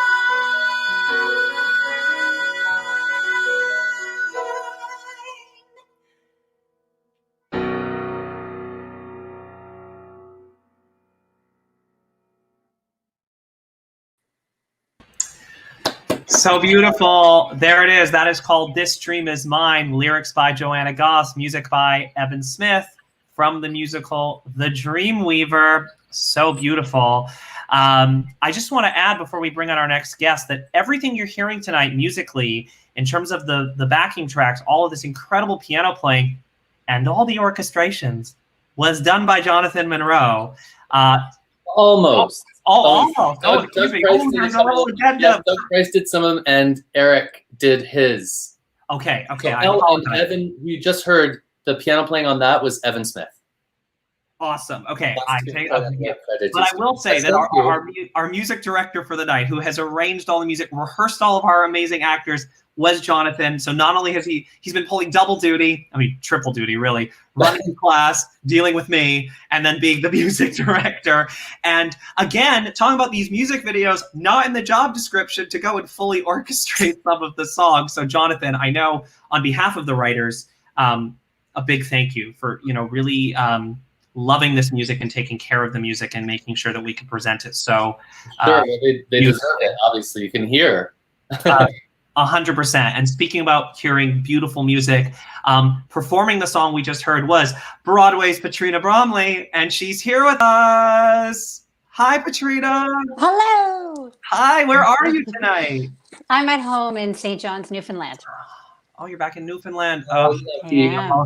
I mean, I should say that, I love my British Columbia, but the trip I took to Newfoundland is a trip my parents and I still talk about to this day. I still wear my Puffin Mallard Cottage shirt with pride wherever I can. How's it going there? How are things treating you these days in Newfoundland? Yeah, no, I'm like everybody else. We're all just navigating this brave new world and trying to figure stuff out. But I'm so lucky to be here, to be home in my own house, to be on an island that's completely isolated from everything else. I feel very safe here. I feel very like I go out and don't worry too much when I go out. Maybe that's crazy, but yeah, no, all of these kinds of events like you guys are hosting tonight are really just giving us all life, because we need to do this kind of stuff. This is why we're in this business, because it's I've said this before, it's not just a job for us. This is a compulsion. So when you can't actually let that out and vent that out and perform and create art or be a part of art, it's really difficult. It's really challenging. So getting the opportunity to be involved in something like this tonight, I live for these things. It's fantastic. And to watch all these people come on, and I think you mentioned earlier how vulnerable it is to share your material for the first time, and particularly in this way where you don't get instant audience reaction. You don't get people going, yay.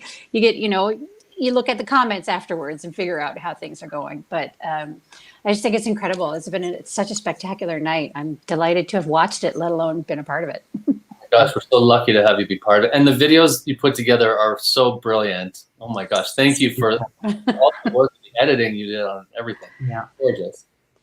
I want to ask, of course, you're one of the stars of Come From Away. It's such an incredible Canadian success story. We could go on and on about that forever. But the thing I'm interested to ask you in particular, someone who's performed that story every night. It's a story about coming together. It's a story about hope. It's a story about humanity and all these really important values that it's anytime something big happens in the world, I go back to that night in preview. I was sitting in the theater on Broadway seeing Come From Away and just remembering, like, first of all, how proud I was to be Canadian, to see this and to see David and Irene's work on that stage. But also this message, it just seems to be so, it just keeps popping up. I'm just like, Come From Away. Everyone, unfortunately right now we can't go see it, but I always say to people, oh, with what's going on in the world right now, you need to go see Come From Away.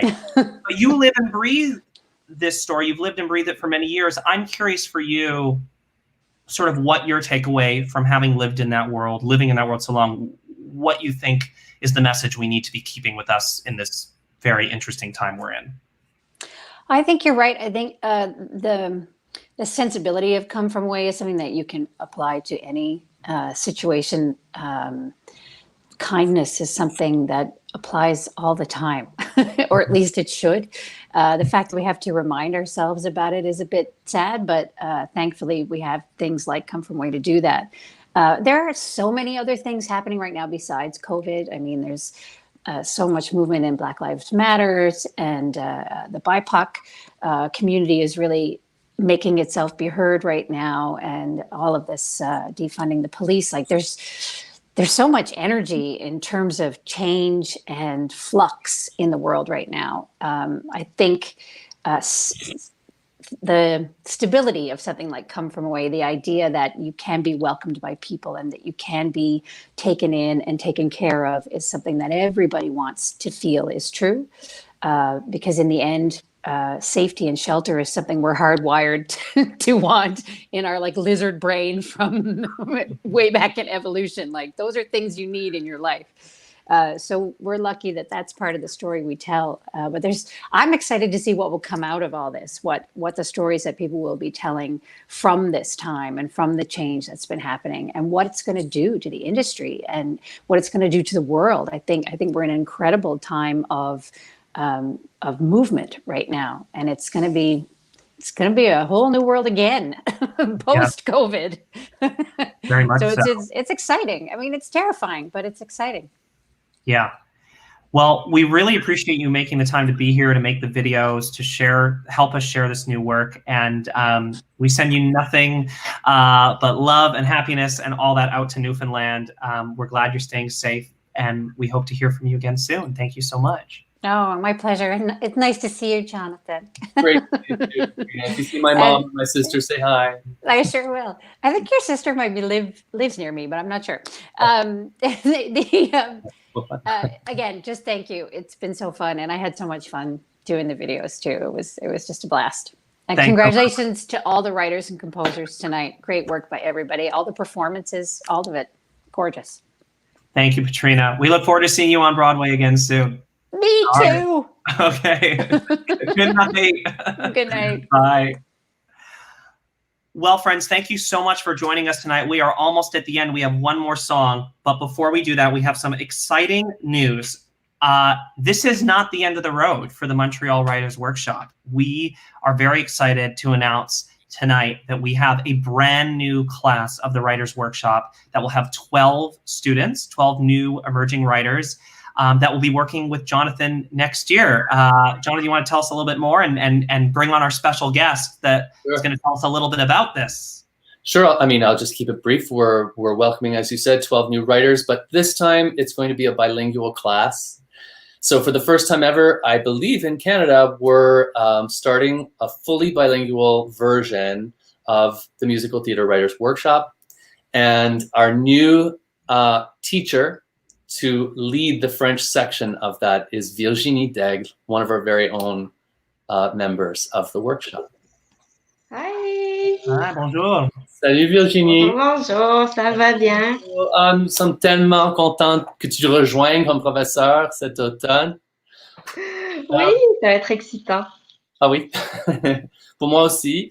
Alors, pourquoi est-ce que c'est important d'enseigner de la création du théâtre musical ici à Montréal? Parce que je pense que c'est tellement important puis excitant parce que je pense que c'est un médium que les gens aiment.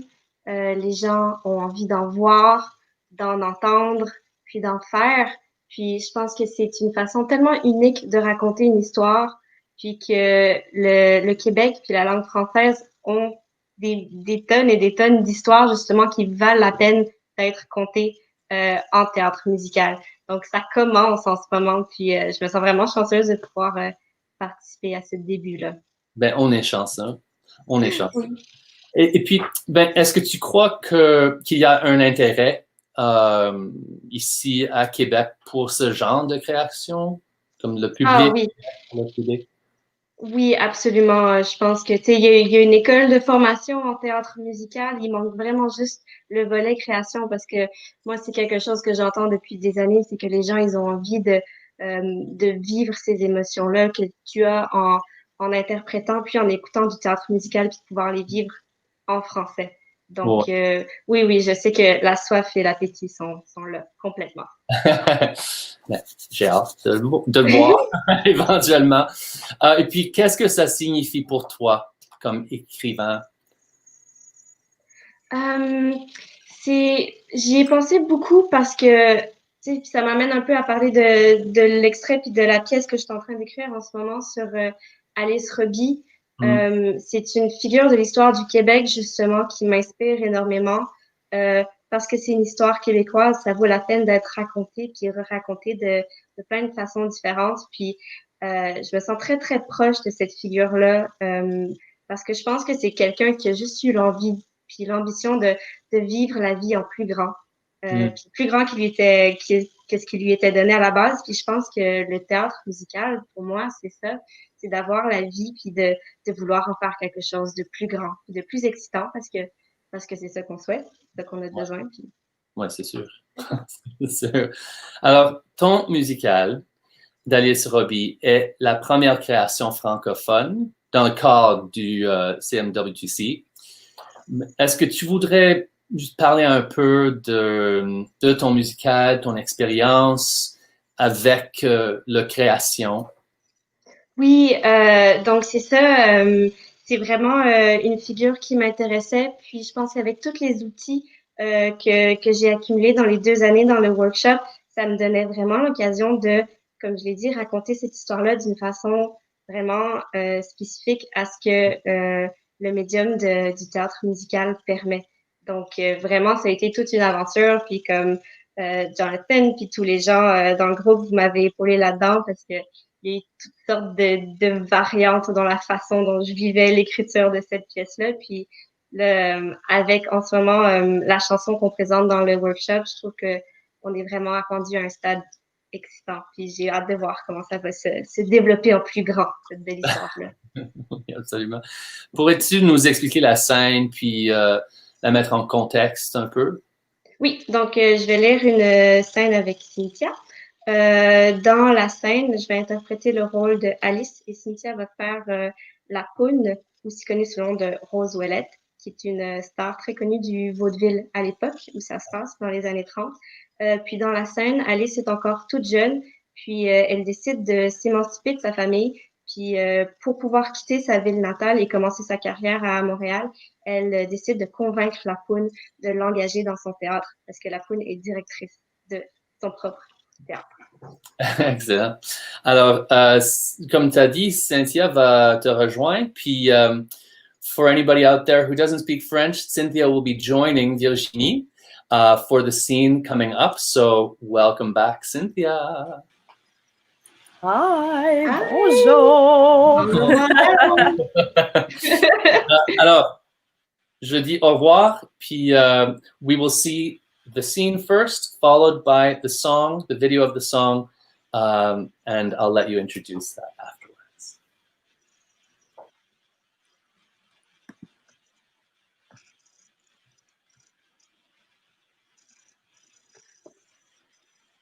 Madame Ouellette, c'est comment Montréal? C'est sale. C'est comment le Théâtre national? C'est une salle. Puis là-bas, c'est vous qui décidez qu'est-ce qu'on chante, qu'est-ce qu'on joue? Je décide ce qu'on joue, mais à la fin, c'est toujours le public qui décide s'ils aiment ça. Wow! Donc, vous pourriez décider, par exemple, de faire un numéro de chant. Oui. si le monde aime ça, ou de faire le numéro avec l'échelle qui tombe. Si le monde aime ça, ou vous pourriez décider de m'inviter. Hein? Puis tout le monde aimerait ça. Oh, merci, Madame Ouellette, que votre nom de poune soit sanctifié. Amen. Des heures et des merci. Oh, amen. Non. Alice, je suis désolée, on n'a pas besoin d'une chanteuse. Vous pourriez décider d'avoir besoin d'une chanteuse. Je crois que ce serait une très bonne décision. Hein? Écoute, Alice, t'es toute jeune. Je suis tannée d'être jeune, ça sert à rien. Vous êtes pas jeune, vous, puis personne vous dit quoi faire. C'est gentil. Dès que je rentre dans le théâtre, que vous êtes là, j'ai plus peur. Vous dites au monde quoi faire sans crier, en parlant, tout le monde le fait. Le public applaudit encore plus fort quand c'est vous. Ah, ça, c'est gentil. Dites-moi quoi faire et dites-moi de venir avec vous. S'il vous plaît. J'ai dit s'il vous plaît, vous êtes obligé de me dire oui. Je sais pas, c'est qui t'a appris comment ça fonctionne la politesse, mais Alice, si tu t'en vas, ta mère, elle va s'ennuyer de toi. Elle passe tout son temps avec Gérard depuis l'accident. Pour s'ennuyer, il faudrait qu'elle arrête d'avoir de la peine un petit peu. Mais supposons que tu venais. Où est-ce que tu resterais? Chez vous? Oh, ça c'est une bonne idée. Chez moi? Ah, non. Non. Regarde, la place d'un enfant, c'est à l'école, pas au théâtre. Puis surtout pas chez moi. Là, c'est fini, là. On n'en parle plus. Vous n'êtes pas à l'école, vous? Ben, je suis pas un enfant, moi. Je veux plus être une enfant, je veux être comme vous, à Montréal. Je veux apprendre des nouvelles choses avec vous, pas à l'école. Alice, commence pas à t'énerver. Regarde là. Non, vous, regarde là, Madame Ouellette. Marie-Pierre, c'est à ton tour.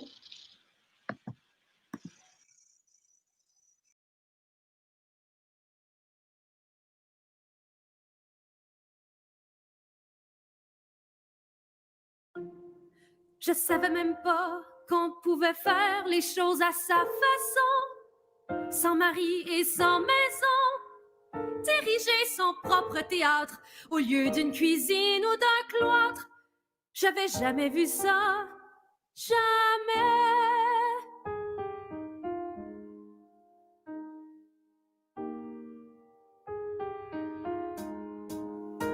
À tous les dimanches, à la messe, j'entends une voix comme une promesse.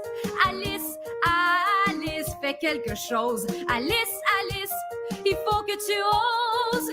À Montréal, il y a des gens, il y a de la vie. Ils sont pas prêts, mais moi, je suis partie. Le temps de compter jusqu'à 3. Chaussures, valises et signe de croix. Vous allez voir la plus grande star de toute l'histoire. Ouvrez les yeux, ouvrez les mieux, vous allez voir.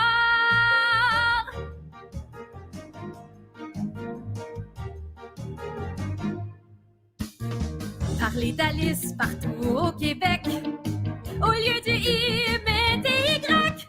Ma voix, mes chansons, mes albums, du national jusqu'au forum. Ranger la modestie dans le garde-robe. Je veux voir mon nom partout sur le globe. Le monde entier va virer fou. Le voyez-vous, l'entendez-vous? Vous allez voir la plus grande star de toute l'histoire. Ouvrez les yeux, ouvrez les mieux, vous allez voir. Puis personne parlera jamais de la misère, de la laideur, de la mort qui nous guettait à toutes les heures. Les jumelles perdues dans le feu, Gérard qui souffre dans son lit, les robitailles grands malchanceux, ma mère qui pleure et mon père qui crie. Non, non, non, on parlera à ma façon, on parlera d'Alice Robbie. Vous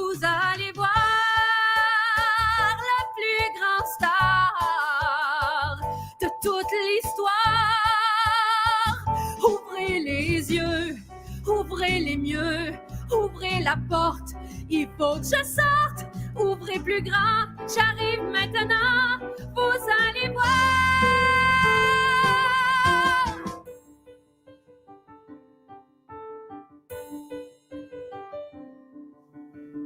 Croix de bois, croix de fer, promis juré, craché par terre. La petite Alice grandit ce soir, vous allez voir, vous allez voir, vous allez voir.